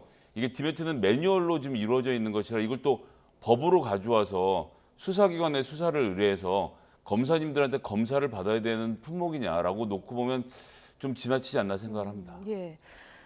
근데 지금 국민의힘에서 이런 요구를 한 것뿐만 아니라 시민단체에서 실제 이제 고발도 이루어졌는데요. 천하람 변호사시기도 하시니까요. 실제 직권남용이라든가 의료법 위반이라든가 그리고 또 하나 지금 보면 공무집행 방해 이렇게 시민단체는 걸었던데요. 뭐 가능성이 있는 게 있습니까? 이게 뭐 사실 좀 팩트에 따라 달라질 수 있는데요. 저는 기본적으로 직권남용은 좀 어렵다고 봅니다. 그러니까 직권남용은 뭐냐면 내한테 권한이 있는데 그걸 남용해야 되거든요. 근데 국회의원한테 응급 뭐 닥터카에 태워달라고 할 권한이라는 게 원래 없어요. 그러니까 이거는 직권남용이라는 게 성립하기가 좀 어렵고요. 지금 응급의료법이나 의료법 같은 부분은 만약에 이제 신현영 의원이 좀 다소 강압적으로 본인을 태워가라라고 강요를 했다라고 한다면 이게 성립할 수 있는 부분들이 있을 텐데, 그러니까 제가 뭐 추측하기에는 원래 명지병원 소속이기도 했고 뭐 이렇게 강요까지 했을까 싶기는 합니다. 사실관계 좀 봐야 될 것 같고 명지병원이 그 공직은 아니기 때문에 공무집행 방해가 직접적으로 되기는 쉽지는 않아서 뭐 사실관계 달려 있겠지만 이게 형사적으로 어떤 큰 처벌을 받을 가능성은 저는 높지는 않다. 뭐 그렇게 보이고요. 그러니까 다만 저는 아까 이제 그 야권의 김경우 의원 얘기해서 뭐 모르겠습니다. 이게 야권 같은 의원들끼리 보기에는 해도 너무한 거 아니냐 뭐 이렇게 하실 수도 있겠지만은 입장 바꿔놓고 뭐 예를 들어서 안철수 의원이 현장에 오기 위해서 뭐 분당 차병원에 있는 닥터카가 약간 우회해가지고 이렇게 왔다 그러면 그걸 가지고 민주당에서 박수 치면서 아유 뭐 잘했다 뭐 의사니까 그럴 수도 있지 그럴 일은 아니었다고 생각하거든요. 그래서 이거는 오히려 야권에서 감싸려고 하면 좀 더 손해다. 그냥 깔끔하게 빨리 사과하고 넘어갈 문제다 정도 덧붙이겠습니다. 그렇군요. 안철수 의원은 이런 방식으로 현장에 도착했다면 민주당에서 비판을 했을 것이다 이런 얘기를 해주셨는데 동의하십니까? 그랬겠죠. 그랬겠죠. 그러면 지금 형사적으로 크게 이제 처벌을 받을 가능성이 크지는 않다. 지금 변호사 출신의 천하람 당협위원장이 얘기를 해주셨는데 그럼에도 불구하고 이런 일이 있을 때 여야에서 계속 정쟁을 가져가는 모습은 어떻게 보십니까? 그러니까 정치적으로 그런 정도의 주장을 하고 서로 꾸중을 하거나 비판을 할 수 있다고 생각합니다. 그러고 났는데 신현영 의원이 인정을 안 하거나 사과를 하지 않거나 직을 유지했다라면 그 공방이 길어지겠죠. 하지만 지금 사과하고 직에서 물러나 있는 상태 아닙니까? 그런 정도면 이제 국민들께서 어떻게 보시는지에 따라서 그 뒤 처분이 결정되겠죠. 어쨌든 고발에 들어갔기 때문에 이렇게 된 경찰은 조사를 해야 되는 건 맞습니까? 네, 조사를 해야 되는 것이고요. 그리고 뭐 이 고발이 저도 사실 약간 과잉이라고 생각하는데요. 그럼에도 불구하고 굳이 뭔가 의미를 찾자면 고소고발이 들어가면은 그때 당시에 누가 먼저 요청을 했고 뭐 어떤 상황이었고 이런 것들을 살펴보게 되거든요. 거기에서 만약에 정말로 뭐 저는 그러지 않았으리라고 생각하지만 신현영 의원이 뭐 강압적으로 했다거나 한다면은 뭐 그런 거는 좀 사실관계가 나오겠죠. 네. 자, 지금부터는 연말 특별 사면 얘기를 해보겠습니다. 대상자 선정을 위한 법무부의 사면심사위가 23일에 열릴 예정인데요. 가장 확실해 보이는 건 역시 이명박 전 대통령입니다. 일단 이분 여태까지 따져보니까 아직 2년도형을 살지 않으셨더라고요. 그리고 벌금도 추징금은 다 완납을 하셨습니다. 추징금을 네. 내지 않으면 이제 사면 문제가 좀 걸릴 걸로 판단하셨던지 모르겠습니다만 벌금은 82억 원을 내지 않은 상태에서 지금 멈춰 있는 것 한 40억 정도를 지금 낸 것이고요. 28일에 만료가 되는데 형 집행 정치를 더 이상 연장하지 않은 것으로 나름의 뭐라 할까요? 배수의 진을 친 상태라고 봐야 되겠죠. 그리고 사실 대통령이 후보 시절이던 작년에 연합뉴스와 인터뷰를 통해서도 나는 꼭 박근혜 대통령과 이명박 대통령에 대해서는 여론의 반대가 있더라도 사면을 하겠다는 입장을 밝혔기 때문에 네. 이번 사면은 좀 뭐 그냥 집행이 되지 않겠나 생각을 하는데 글쎄 저는 이명박 대통령 사면 이야기가 나오면 대통령께서도 좀 지금까지 했던 문제에 대한 과오에 대한 사과 그리고 벌금에 대한 완납 이런 기본적인 조치들을 좀 취해 주셨으면 좋겠다는 바람이 있습니다. 예. 자, 대통령의 사면 대상에 이명박 전 대통령 들어가는 거 거의 확실하다고 천하람 변호사도 네, 저는 그렇습니까? 당연히 예. 확실하다고 생각하고요. 이게 대통령의 약속이기도 하고 사실 인수위 기간 동안에도 문재인 대통령에게 요청하기도 했던 사항이거든요. 네.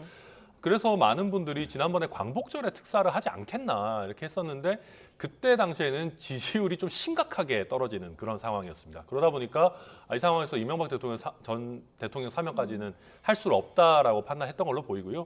이번에는 지지율도 상대적으로는 상승 곡선을 그리고 있고 안정적인 상황이니까 뭐 본인이 경선 때부터 약속했던 거 지킨다 이런 네. 관점에서 사면할 걸로 보입니다. 예. 좀 정치권 안팎에서 이명박 전 대통령 사면이 거론되는 것과 관련해서 이재명 대표는 가장 불공정하고 몰상식한 결정이 될 것이라고 비판했는데요. 자, 이재명 대표의 발언 직접 듣고 오시겠습니다. 윤석열 정부가 주문처럼 내고 있는 공정과 상식, 대체 그 기준이 뭡니까?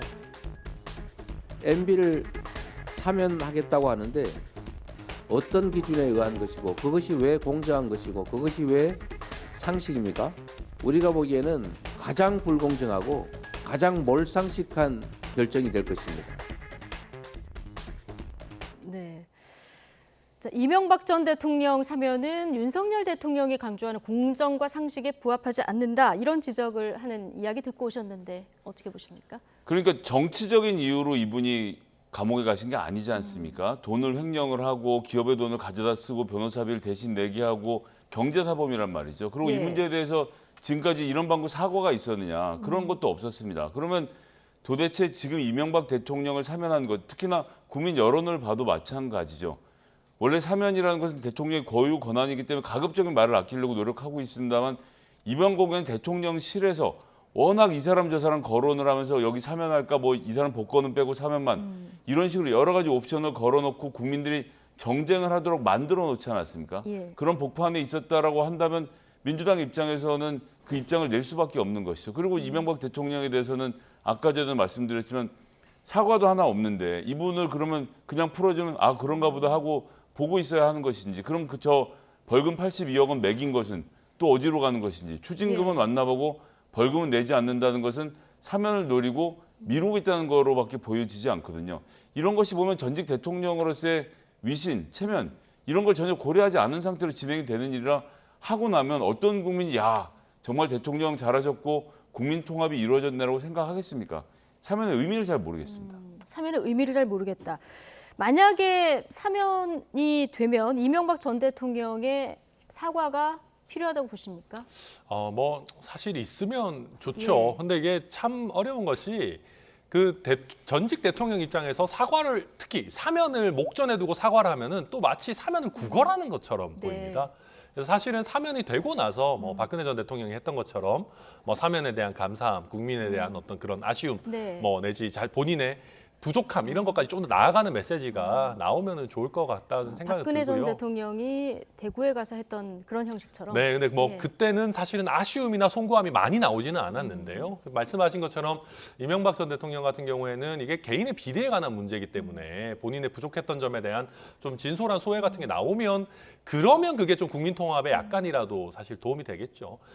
기본적으로 이 부분은 검찰총장 윤석열과 대통령 윤석열이 좀 충돌하는 부분입니다. 그러니까 검찰총장 윤석열이라고 한다면은 확정된 범죄를 사면해 주는 거, 공정과 상식이 안 맞는 거 아니냐라고 얘기할 수 있습니다. 실제로 많은 법조인들은 대통령의 사면권에 대해서 부정적이거든요. 네. 아니 이게 옛날에 재판이나 이런 게 좀 확립이 제대로 안 돼 있을 때 말도 안 되는 판결이 나왔을 때 그거를 시정하기 위해서 어떻게 보면 제왕적 권한을 준 건데 우리나라는 사법 체계가 잘 돼 있는데 왜 이런 걸 하냐라고 하는 법조인들도 꽤 많이 있습니다. 뭐 저 포함해서 저도 그런 입장이고요.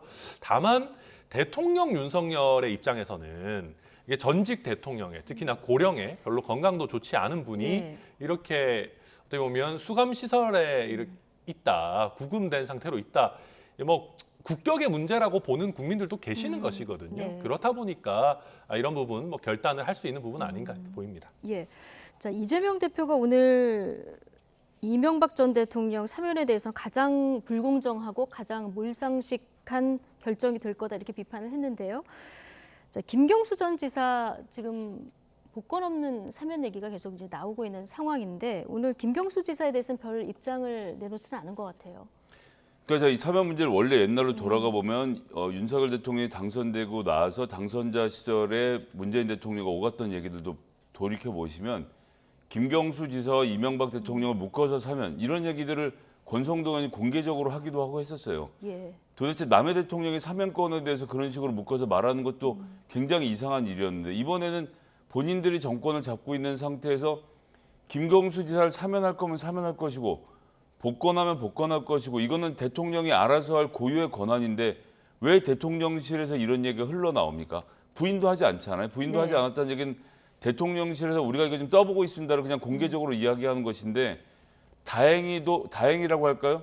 지금 김경수 지사가 나는 가석방을 원하지 않습니다라는 가석방 불원서를 이 모든 논쟁이 벌어지기 전인 12월 7일에 이미 제출한 상태였던 조금 전에 것이고. 저희가 이제 화면에서 계속 보여드렸는데요. 가석방 불원서를.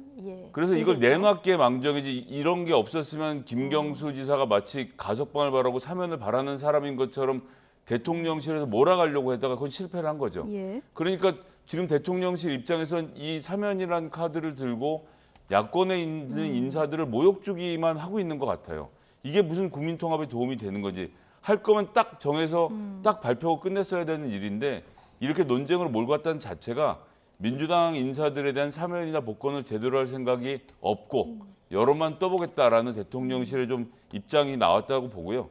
뭐 불쾌한 문제이기 때문에 이재명 대표 당연히 거론할 이유가 없었다고 봅니다. 당초 대통령실이 이제 국민 통합 차원에서 검토한다 이렇게 얘기가 나왔었는데 좀 고민에 빠졌을 것 같아요. 어떻게 할 것 같습니까? 복권 없는 사면을 할 것 같습니까? 아니면 복권도 시켜줄 것 같습니까? 아니면 아예 안 할 것 같습니까? 저는 아예 안 할 것 같습니다. 아예 안 할 것 같아요. 네, 왜냐하면 그러니까 복권 없는 사면을 하면 사실 제가 봐도 안 하는 이만 못 합니다. 이거 뭐 누가 하나 좋아하는 사람 없을 것 같고요. 그냥 하면 하고 말면 마는 거지 좀 애매하게 가는 거라 가지고 안 좋고요. 근데 이제 그렇다고 해서 복권까지 해서 다 사면을 해주자니 명분이 없어요. 아니 본인도 별로 안 원한다. 나는 협상칩이 되고 싶지 않다라고 하는 마당에 그래도 우리가 해줄 테니까 당신은 받으세요.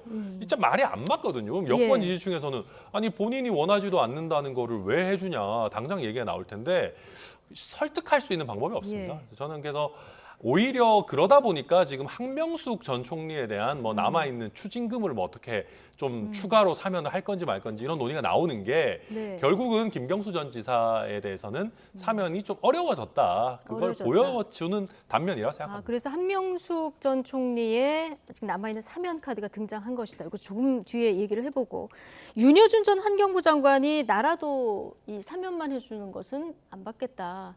이건 베풀려면 확실하게 베풀어라 이런 조언을 했는데 이런 조언 듣고 대통령실이 그래도 복권과 함께 사면까지 다 하는 이런 시나리오는 생각해 볼 수 없을까요? 제가 곰곰이 궁리해 봤는데요. 가장 모욕적인 방법은 가석방을 그냥 하는 겁니다. 남은 형기만 끝내고 풀어주는 거죠. 조금 전에 가석방 불원서에 대한 얘기를 저희가 했습니다만 이 복잡한 이야기를 다 이해할 수 있는 사람 별로 안 될 거라고 보고요.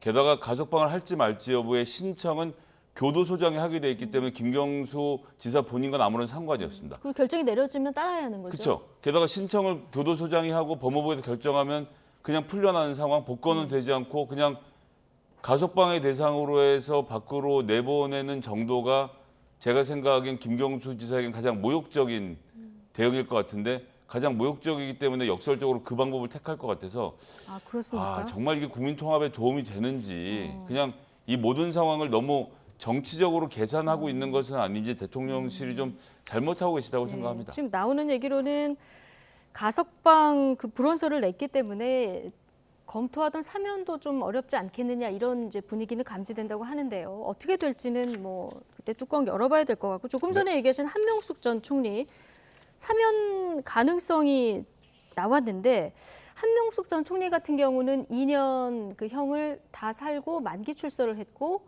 복권만 된 이런 상황이거든요. 네. 근데 이런 상황에서 추징금은 좀 남아있으나 사면이 의미가 있습니까? 사실은 별로 의미가 없습니다. 추징금을 면제해 주는 정도의 효과밖에 없습니다.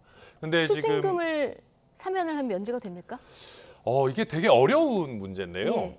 그러니까 우리가 사면이라고 하는 거는 형벌을 면해 주는 겁니다. 그렇죠? 네. 근데 우리 형법에는요. 형벌의 종류를 정해 놨습니다. 뭐 1번 뭐 금고 뭐 징역부터 시작해 가지고 벌금 쭉쭉쭉 있는데 추징은 거기 안 들어가 있습니다. 법에. 그러니까 추징은 직접적인 형벌이 아니거든요. 그러니까 내가 어떤 범죄를 저질러서 그걸로 뭔가 이익을 얻거나 이러면은 그걸 환수하는 하나의 조치인 겁니다. 형벌 그 자체라기보다는. 그러다 보니까 지금까지 학계에서도 그렇고 사실 대법원도 그렇고 추징은 그냥 자동으로 사면되는 건 아니다. 그러니까 사면이 된다고 해도 형벌이 없어지는 거지 추징까지는 없어지는 건 아니다라고 그러면 해석을 사면을 해봤습니다. 해줘도 벌금은 없어지지만 추징금은 남아있고. 그렇죠. 그러다 보니까 사실 우리 뭐 전두환 같은 경우에도 보면 뭐 사면 됐지 않습니까? 근데 추징금 걷어야 되는데 계속 돈이 없다느니 뭐 해가지고 또 찔끔 걷고 뭐 이런 것들이 문제가 되는 것이 추징금에 대해서는 우리가 사면을 못하는 걸로 해석을 해왔거든요. 그런데 이게 이제 약간 학술적으로 갑니다만은 추징이 결국은 몰수랑 비슷해요. 근데 웃긴 거는 몰수는 또 형벌이거든요. 그렇죠. 뭐 복잡해요. 그래가지고 이제 몰수는 사면해 줄 수 있으니까 이거를 좀 확장 해석해가지고 추징도 우리가 사면할 수 있는 걸로 좀 넓혀보자라고 하는 논의가 일부 있습니다. 논의가 일부 있다. 그리고 말씀드렸지만 사면 같은 경우는 대통령의 재량이 굉장히 큰 분야입니다. 그래서 만약에 대통령이 결단을 해서 우리 앞으로는 그러면 추징도 사면할 수 있도록 바꿉시다라고 하면 이거를 완전히 터무니없다라고 할 수는 없는 것이거든요. 그럼 대통령이 한명숙 전 총리에 대해서 이 추징금도 사면 대상에 넣어서 해줄 수 있는 길이 아주 없지는 않은 겁니까? 그게 해석의 영역으로 있는 겁니다. 다만 이게 굉장히 부담스러운 영역이죠. 왜 그러냐 하면 지금까지 없었기 때문에. 네, 지금까지는 추징은 다 내야 되는 걸로 박근혜 전 봤기 대통령도 이명박 전 대통령도 추징금은 다 냈죠. 그렇죠. 그리고 심지어는 어떻게 저희가 했냐면은 추징금을 내야 사면해 주는 것처럼 제도를 운영해 왔습니다. 그래서 이번에 보면 박근혜 대통령도 그렇고 이명박 대통령도 그렇고 벌금은 남겨놔도 추징금은 미리 먼저 다 내잖아요. 그런 식으로 우리가 제도를 운영해 왔는데 하루아침에 갑자기 추징금 안 내도 사면해 줄게를 넘어서서 추징금까지 사면해 줄게로 가는 거는 굉장히 급격한 변화거든요. 그래서 한명숙 총리 카드를 지금 거론을 하고 있지만 이게 쉽지는 않다. 저는 그렇게 보입니다. 이 사면 대상일 때 벌금과 추징금이 어떻게 되는지 이 굉장히 헷갈려서 저희도 들어오기 전에 계속 찾아보다 들어왔는데 좀 명확하게 정리를 해주셨어요. 이명박 전 대통령 같은 경우는 지금 추징금은 다 완납을 했고요.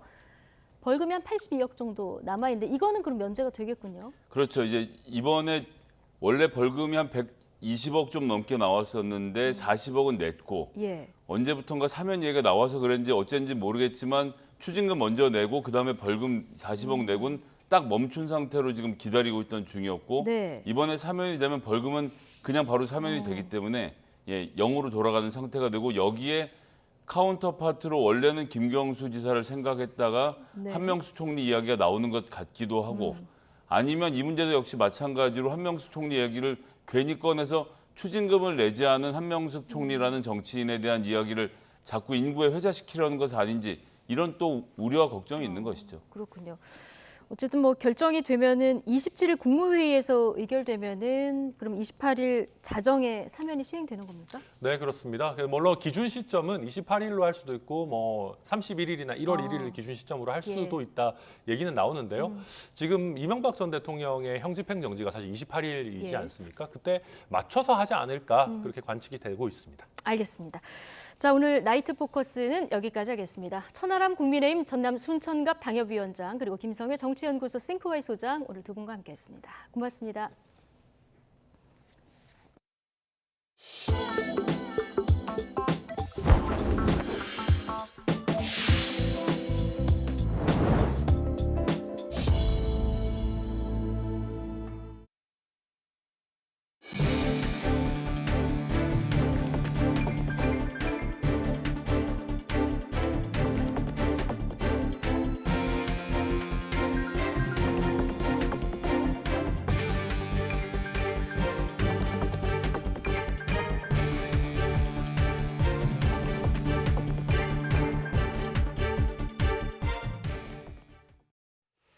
이태원 참사 당시 서울 소방재난본부장이 현장에 도착하고 지휘권을 발령한 시각이 소방 보고서마다 제각각인 것으로 나타나 허위 기재 의혹이 제기됐습니다. 이태원 참사 국정조사 특별위원회에 제출된 시간대별 소방청 주요 조치사항을 보면 서울 소방재난본부장은 현장에서 700m 떨어진 녹사평역에 밤 11시 21분에 도착했다고 쓰여 있습니다. 하지만 더불어민주당 진선미 의원실이 확보한 서울 종합방재센터 구조상황 보고서에는 서울 소방본부장 도착 시간이 처음에는 밤 11시 25분으로 적혔다가 이후에 11시 18분, 20분 등으로 앞당겨 기록된 것으로 확인됐습니다. 또한 상황 보고서에는 서울 소방본부장 지휘권 발령 시각이 밤 11시 25분이라고 적혀 있지만 당시 소방무전 녹취록에는 용산 소방서장이 그 뒤에도 현장을 지휘했던 내용이 담겨 있습니다. 소방재난본부 측은 본부장이 차에서 내려 이동한 시간을 확인해 수정하면서 보고서 현장 도착 시간이 바뀐 것이고 지휘권 발령 시각은 착오로 잘못 기재됐던 것이라고 해명했습니다. 어젯밤 11시 45분쯤 서울 강변북로 구리방향 동호대교 인근에서 가수 이루 씨가 술에 취한 채 교통사고를 냈습니다. 사고는 이루 씨가 몰던 차량이 우측 가드레일을 들이받으면서 시작됐고 도로를 가로질러 중앙 가드레일을 추돌한 뒤 차량이 전도됐습니다. 음주 측정 결과 면허 정지 수준이었던 것으로 확인됐습니다. 가수 이루는 SNS를 통해서 사과문을 올리고 변명의 여지가 없다며 모든 활동을 중단하겠다는 뜻을 밝혔습니다. 이루 씨는 자신의 잘못된 행동으로 인해 심려를 끼쳐 진심으로 사과드린다며 모든 연애 활동을 중단하고 자숙하는 시간을 갖겠다고 밝혔습니다. 이런 가운데 가수 이루 씨가 석 달 전엔 운전자 바꿔치기에 연루됐던 사실이 뒤늦게 드러났습니다. 서울 용산경찰서는 지난 9월 이루 씨를 음주운전 혐의로 입건했지만 입증할 증거를 찾지 못해 검찰에 송치하지는 않았습니다. 경찰은 대신 이루 씨가 아닌 자신이 운전했다는 동승자 A 씨의 거짓 주장에 A 씨를 운전자 바꿔치기 혐의로 검찰에 넘겼습니다. 다만 이루 씨에 대해서는 운전자 바꿔치기를 교사한 혐의를 적용하려 했지만 직접 부탁했다는 증거를 찾지 못해서 불송치 결정을 내렸습니다. 경희대 경영학과의 한 교수가 학생들을 상대로 자신이 활동하는 유튜브 구독을 요구한 뒤 인증을 하라고 하거나 폭언을 일삼았다는 내부 폭로가 나왔습니다. 해당 교수는 학생들에 대한 친근감의 표시였다고 YTN 취재진에게 해명했는데요. 박정현 기자가 취재했습니다. 지난 10일 경희대학교 온라인 커뮤니티에 올라온 글.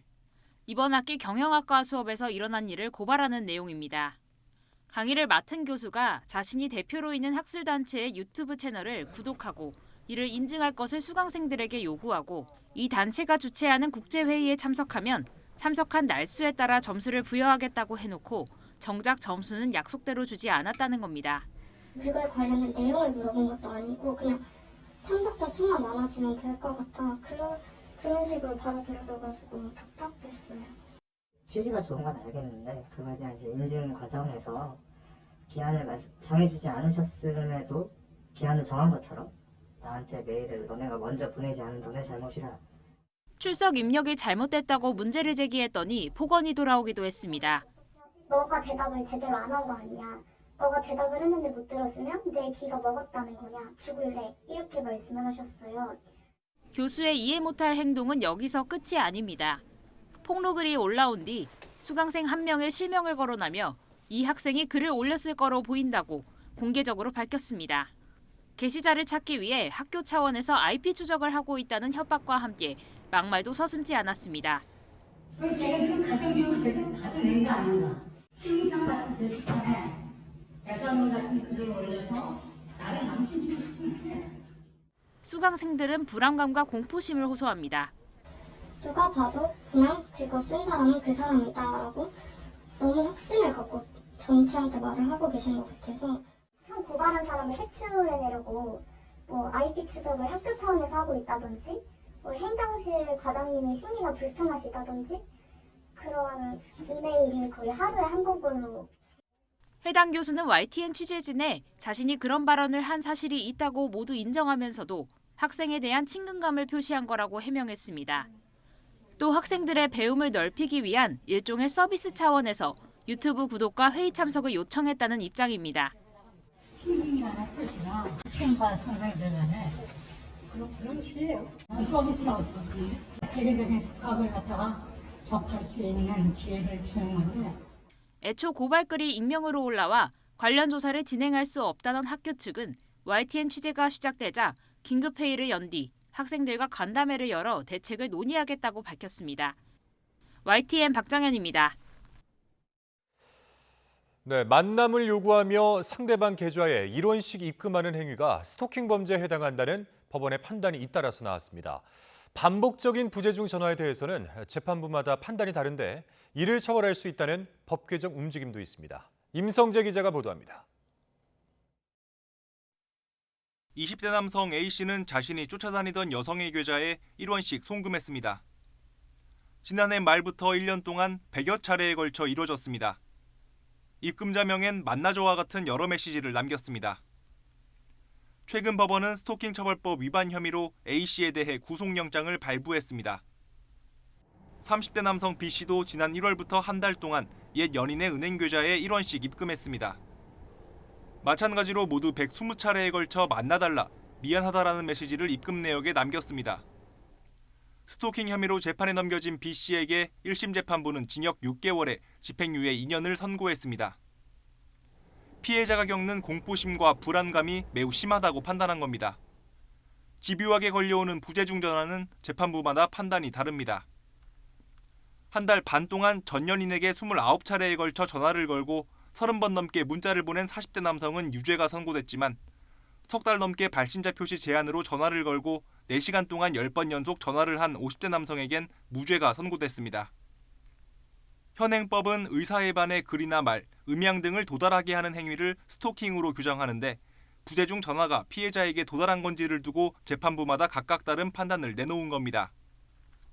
이에 따라 부재중 전화 자체를 스토킹 범위에 포함하는 방안이 추진되고 있습니다. 피해자가 직접 받지 않았더라도 전화가 온 사실을 알게 된 경우 스토킹 범죄로 처벌하는 법률 개정안 2건이 국회에 제출된 상태입니다. 열거된 행위에 대해서만 엄격히 해석하여 처벌하고 있습니다. 독일과 같이 열거된 그 스토킹 행위뿐만 아니라 이와 유사한 방식의 스토킹 행위도 처벌할 수 있도록 개정해야 합니다. 스토킹 범죄 10건 가운데 7건 이상이 감금, 폭행 등 추가적인 강력 범죄로 이어지고 있습니다. 피해자 의사에 반하는 스토킹 범죄 자체를 엄중히 볼 필요가 있다는 의미입니다. YTN 임성재입니다. 다가오는 성탄절은 일요일인데다 국경일에만 적용되는 대체 공휴일로도 지정이 안 돼 아쉽다는 분들 많으실 텐데요. 내년부터는 성탄절과 부처님 오신 날 등 종교 기념일까지도 대체 공휴일이 적용될 수 있도록 정부 여당이 시행령 개정을 검토하기로 했습니다. 엄윤주 기자의 보도입니다. 다가오는 성탄절은 일요일, 지난 5월 부처님 오신 날도 일요일이었습니다. 내년 부처님 오신 날도 주말인 토요일, 하루 더 쉴 수 있는 날이 사라져버린 셈입니다. 이들 종교 기념일은 대체 공휴일로도 지정이 안 됐는데 앞서 국회는 관련법을 통과시키면서 국경일이 아닌 이들을 대상에서 제외했습니다. 내년부터는 이 같은 규정이 달라질지도 모릅니다. 여당인 국민의힘이 성탄절 등도 대체 공휴일로 지정하자고 운을 뗐습니다. 대체 휴일제를 시행하고 보니 여행과 외식, 유통업계 내수 진작 효과가 뚜렷하다는 겁니다. 공휴일은 한 해 15일이지만은 내년에는 모두 휴일과 겹치기 때문에 공휴일이 평년보다 이틀 줄어서 13일밖에 되지 않는다고 합니다. 내수 진작, 또 국민 휴식권 확대, 종교계 요청 등을 고려해서 정부도 긍정적으로 검토하는 것으로 알려졌습니다. 이번 업무 보고 과정에서 안 나오면은 안 하는 거고 나오면 하는 거고 아마 그렇게 될 것 같습니다. 대체 공휴일 지정 권한은 대통령 몫으로 남겨놔 정부가 국무회의를 거쳐 시행령만 개정하면 언제든 가능합니다. 더불어민주당도 크게 반대하는 분위기는 아닙니다. 처음 듣는 얘기라 어떻게 하는 게 사리에 맞는지 살펴봐야 되겠습니다. 개인적 의견으로는 노동자의 휴무일을 늘리는 대체 공휴일을 확대하는 것에 대해서는 저는 개인적으로 찬성합니다. 종교기념일 대체 공휴일 지정 문제는 당정 간 어느 정도 사전 교감이 있었던 것으로 알려졌습니다. YTN 엄윤주입니다. 근로자 30인 미만 영세 사업장을 대상으로 한 8시간 추가 연장 근로제가 올해 말 일몰을 앞두고 있습니다. 그런데 이 제도가 사라질 경우 중소기업과 중소기업 근로자에 큰 어려움이 예상된다며 정부가 제도 유예를 호소하고 나섰습니다. 최명신 기자가 보도합니다. 추경호 부총리 겸 기획재정부 장관이 추가 연장 근로제와 관련한 대국민 담화문을 발표했습니다. 추가 연장 근로제가 이대로 올해 일몰 종료된다면 중소기업과 소상공인이 감내할 고통은 가늠하기 어렵다며 연내 국회 통과를 호소했습니다. 일부 24시간 공장을 가동해야 하는 기업의 경우 당장 3교대 인력을 구하지 못해 설비를 멈추거나 납기를 맞추기 위해 범법자로 전락할 수도 있습니다. 주 8시간 추가 연장 근로제는 근로자 수 30인 미만 사업장에 한해 주 52시간에 더해 8시간 연장 근무를 허용하는 제도입니다. 지난 2018년 주 52시간 근무제 도입 당시 영세 사업장의 충격을 완화하기 위해 올해 말까지 한시적으로 도입됐습니다. 추가 연장 근로제 연장은 근로기준법 개정 사안입니다. 이 때문에 국회 논의가 필수적인데 여야 시각차가 크게 엇갈리고 있습니다. 여당은 정부 요청대로 연장 개정안을 국회에 제출했지만 야당은 근로시간 단축이라는 시대 추세에 역행한다며 반대 입장을 고수하고 있습니다. 현재 30인 미만 영세 사업장은 63만 개로 603만 명의 근로자가 일하고 있습니다. 조사 결과 이들 가운데 91%가 추가 연장 근로제를 활용 중이고 일몰 도래 시 인력 대책이 없다는 응답이 75.5%에 달할 만큼 사정이 심각하다는 게 업계의 설명입니다. 뭐 대책이 없는 거예요. 뭐 바쁘면 그냥 위반하고 법을 위반하더라도 할 수밖에 없잖아. 뭐 당연한 거죠. 거기 납기 못 마치든지 수출 납기 못 마치든지 아니면 납품 못하면 거기 페널티 받게 되는데. 정부는 일몰 연장 법안이 무산될 경우 산업 현장 혼란을 최소화하기 위해 특별 연장 근로를 한식으로 확대 허용하는 방안 등을 적극 검토하고 있는 것으로 전해졌습니다. YTN 최명신입니다. 법무부는 앞으로 5년 동안 판사와 검사를 600명 가까이 늘리는 내용이 담긴 각급 법원 판사정원법과 검사정원법 일부 개정안이 오늘 국무회의를 통과했다고 밝혔습니다. 개정안은 2023년부터 2027년까지 판사 정원은 370명 늘리고 검사 정원은 220명 증원하는 내용을 담고 있습니다. 법무부는 신속한 사건 처리와 충실한 재판 진행으로 더 나은 사법 서비스를 제공하기 위해 판검사 증원을 추진하게 됐다고 설명했습니다. 국무총리 소속 경찰제도 발전위원회가 경찰에 대한 행안부 장관의 지휘 감독권을 뒷받침할 방안을 논의하겠다고 밝혔습니다. 행안부는 오늘 열린 5차 회의에서 행안부 장관이 경찰에 대한 지휘 감독권을 실행할 제도적 체계가 갖춰지지 않았다는 의견이 나왔다고 밝혔습니다.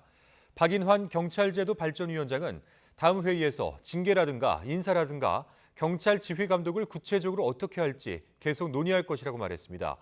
앞서 이상민 장관은 지난 6월 경찰국 신설을 추진하면서 행안부 장관에게 경찰청에 대한 지휘 감독 권한이 있다는 입장이었다가 이태원 참사 이후 국회에서 권한이 없다고 말했습니다.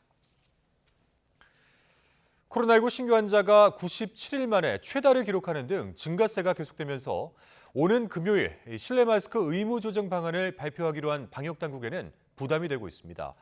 정부가 경청하겠다던 자문위원회도 구체적인 시점을 정하지 않은 것으로 알려지면서 23일에 조정안 역시 조건은 제시하되 시점을 명시하지 않을 가능성이 커지고 있습니다. 기정훈 기자입니다. 코로나19 신규 환자 8만 7천여 명. 지난 9월 14일 이후 97일 만에 화요일 기준으로 보면 15주 만에 가장 많습니다. 한 달 가까이 400명대였던 위중증 환자 수도 사흘 연속 500명대를 유지했습니다. 계속되는 증가세는 23일 마스크 의무 조정 방안을 발표하기로 한 정부에 부담이 되고 있습니다. 정부가 의견을 경청하겠다던 국가감염병 위기대응 자문위원회도 권고로 전환할 때가 됐다는 데는 공감하면서도 시점은 정하지 않은 것으로 알려졌습니다.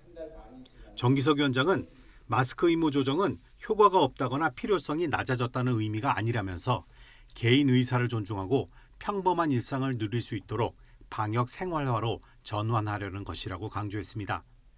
자문위원들도 시점을 명시하는 것은 정치적인 결정이라면서 시점은 결정하지 않았고 어떤 지표들이 달성되면 해지할 수 있다는 권고라고 전했습니다.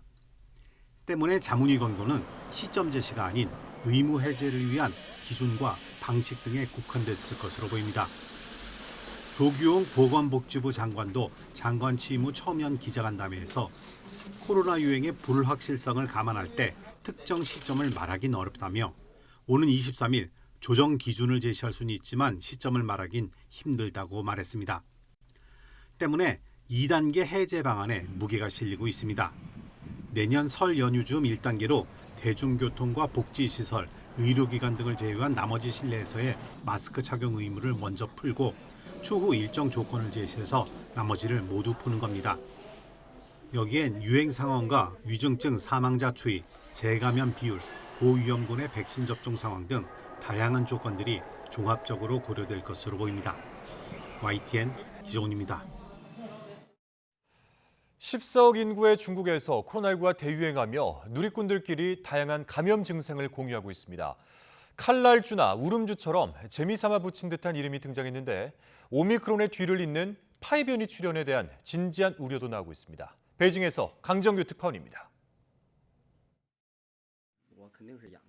코로나19에 걸린 이 남성, 눈이 퉁퉁 부었습니다. 我没有其他什么症状，就是不舒服的症状，唯独就是眼睛一直在流泪。 이름하여 울음주, 끊임없이 출몰하는 변이주에 빗대어 붙인 이름입니다. 이 밖에 오미크론 변이의 주요 증상인 고열과 인후통에서 따온 분화주, 칼날주, 별다른 증상 없이 가볍게 지나간다고 해서 행운주 등 14억 인구만큼 증상도 다양합니다. 전문가들은 과학적 근거 없이 만들어낸 말이라면서도 새로운 변이가 나타날 수 있다는 경고도 빼놓지 않았습니다. 这是很短时间大规模的感染，它不但影响正常的生活秩序，它有可能还导致新的变异株的。 전체 중국인의 60%인 8억 명이 감염될 거란 전망 속에 새로운 변이가 나타나더라도 오미크론 하위 변이일 가능성이 높다는 게 중론입니다. 그러나 오미크론의 뒤를 잇는 파이 변이로 튀면서 면역 회피나 독성이 강화될 경우 팬데믹 종식은 더 늦춰질 수밖에 없습니다. The virus is spreading, that it is in the wilds, that it has the potential to mutate and to pose a threat to people everywhere. 공교롭게도 최근 중국 주재 미국 대사관은 비자 발급 업무를 일시 중단했습니다. 독일, 일본 대사관도 비슷한 공지를 내놓으면서 중국발 입국 제한 조치의 신호탄이란 해석까지 나왔습니다. 그러나 지난 3년 동안 중국 정부가 먼저 자국민 출국을 사실상 막아온 만큼 확대 해석할 필요는 없다는 목소리도 들립니다. 주중 한국 대사관은 직원들이 잇따라 감염돼 대체 인력을 투입하고 있다며 비자 발급 업무 중단은 검토하지 않고 있다고 전했습니다. 베이징에서 YTN 강정규입니다. 지난 주말 어린이 보호구역 바로 앞에서 또 다른 초등학생 한 명이 숨지는 사고가 났습니다. 이처럼 사고는 이어지고 있는 가운데 정부는 오히려 규제 완화 입장을 내놓아 비판이 제기되고 있습니다. 이준엽 기자가 취재했습니다. 버스에 휩쓸려 쓰러진 차단봉 앞에 하얀 꽃다발이 놓였습니다. 지난 17일 이곳에서 쓰러진 초등학생을 추모하는 편지들. 형 놀아줘서 고마워. 이제는 놀아줄 수 없는 어린이를 위해 많은 사람들이 과자와 음료수를 가져다 놨습니다. 어린아이가 좀 많이 안타깝더라고요. 그래서 꼭 좋은 거 갔으면 좋겠다는 생각이 들어서 그런 마음에 묵념을 했던 것 같아요. 사고 당시 버스는 시속 40km로 운행하던 것으로 조사됐습니다. 시속 30km 제한을 두는 어린이 보호구역을 불과 수미터 앞둔 코앞이었습니다. 서울 엄북초등학교 앞에서 음주운전 차량이 초등학교 3학년 어린이를 치어 숨지게 한 지 보름 만이라 안타까움이 더 컸습니다. 사고가 잇따르면서 정부가 어린이 보호구역 완화 방침을 밝힌 데에 대해서도 우려 목소리가 나오고 있습니다. 앞서 법제처는 심야와 주말에는 교통사고가 적게 나니 시간 요일과 무관하게 상시 적용되는 속도 제한 규정을 완화하라고 권고했는데 서울에서만 2번 이상 교통사고가 일어난 어린이 보호구역이 25곳에 이르는 상황에서 과연 규제를 완화하는 것이 법 취지에 맞느냐는 겁니다. OECD 37개국 가운데 31개국이 시행하는 안전속도 5030의 정착에도 바람직하지 않다는 지적입니다. 교통 소통이라든가 운전자 편의 등의 가치도 충분히 존중받아야 될 부분이지만 적어도 스쿨존만큼은 교통 안전이라는 가치를 최우선적 가치로 삼고 정부 정책을 다시 한번 재검토해야 될 시점이 게다가 일부 지자체에서도 운전자들의 민원이 잇따른다며 스쿨존 속도 완화 방안을 검토하고 있습니다. 차량 속도를 시속 10km 늦추면 평균 주행 시간은 2분 손해본다고 합니다. 반면에 사고 시 보행자가 다칠 확률은 속도가 느릴수록 확 줄어듭니다. 이분과 소중한 생명, 무엇이 더 중요한지 고민해볼 필요가 있습니다. YTN 이준엽입니다. 러시아의 시베리아 북서부에서 출발한 뒤 우크라이나를 통과해 유럽으로 가는 가스관이 폭발했습니다. 로이터 통신은 현지 시각 20일 러시아 타스 통신사 등을 인용해 이같이 보도하며 이 사고로 3명이 사망하고 1명이 다쳤다고 전했습니다. 로이터 통신은 가스관 폭발은 볼가 강변에 있는 카잔에서 약 150km 서쪽에 있는 마을 근처에서 일어났으며 현재 가스 흐름이 중단됐다고 보도했습니다.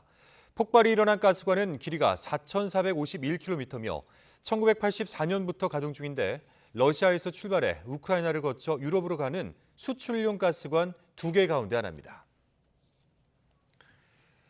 러시아가 벨라루스 공군을 대상으로 핵 공격이 가능한 전투기를 조종하도록 훈련하고 있다고 밝혔습니다.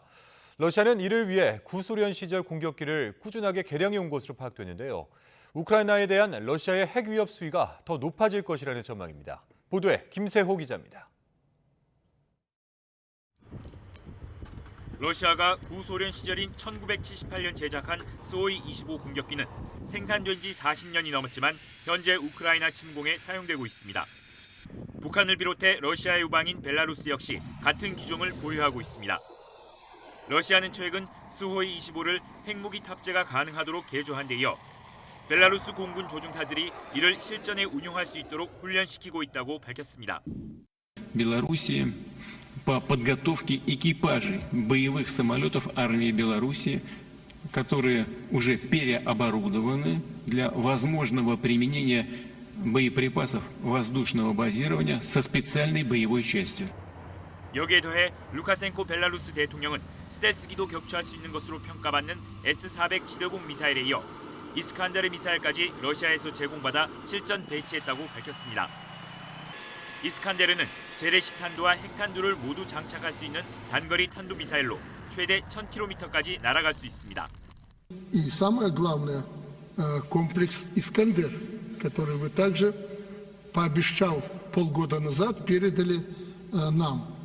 푸틴 러시아 대통령이 벨라루스를 전쟁에 참전시킬 것이라는 전망이 나오는 가운데 벨라루스에 대한 이 같은 지원 움직임으로 러시아의 핵무기 위협은 더욱 고조될 수 있다는 우려가 나오고 있습니다. YTN 김세호입니다.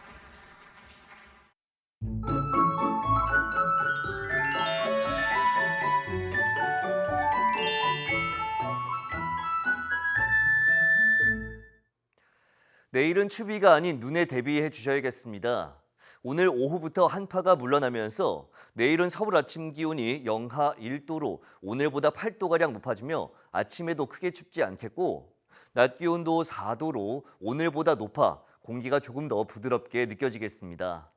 하지만 내일 새벽부터 저녁 사이 경기 북동부와 강원도의 많은 곳은 15cm 이상, 그 밖에 수도권과 충북, 경북 북부에도 최고 8cm의 많은 눈이 내리겠습니다. 특히 출근길에 시간당 3cm 안팎의 매우 강한 눈이 쏟아집니다. 이에 따라 교통 혼잡이 우려되는 만큼 각별히 주의해 주시기 바랍니다. 또 눈비 구름의 뒤를 따라 중국발 스모그가 유입되면서 수도권과 충남, 전북은 오후 한때, 다른 지역은 밤 한때 공기가 탁해지겠습니다. 내일 아침 기온 오늘보다 5도에서 8도가량 높겠습니다. 서울 영하 1도, 대전 영하 1도, 광주 2도, 대구 영하 2도로 예상됩니다. 낮 기온은 오늘과 비슷하거나 조금 높겠습니다. 서울 4도, 대전 5도, 광주 6도, 부산 10도로 예상됩니다. 모레부터 다시 한파가 기승을 부리겠고 특히 금요일에는 올겨울 가장 추운 날씨가 찾아오겠습니다. 또 추위 속에 서해안에 또다시 눈이 내릴 전망입니다. 날씨 정보였습니다. 화요일 뉴스나이트 마치겠습니다. 함께해 주신 여러분 고맙습니다.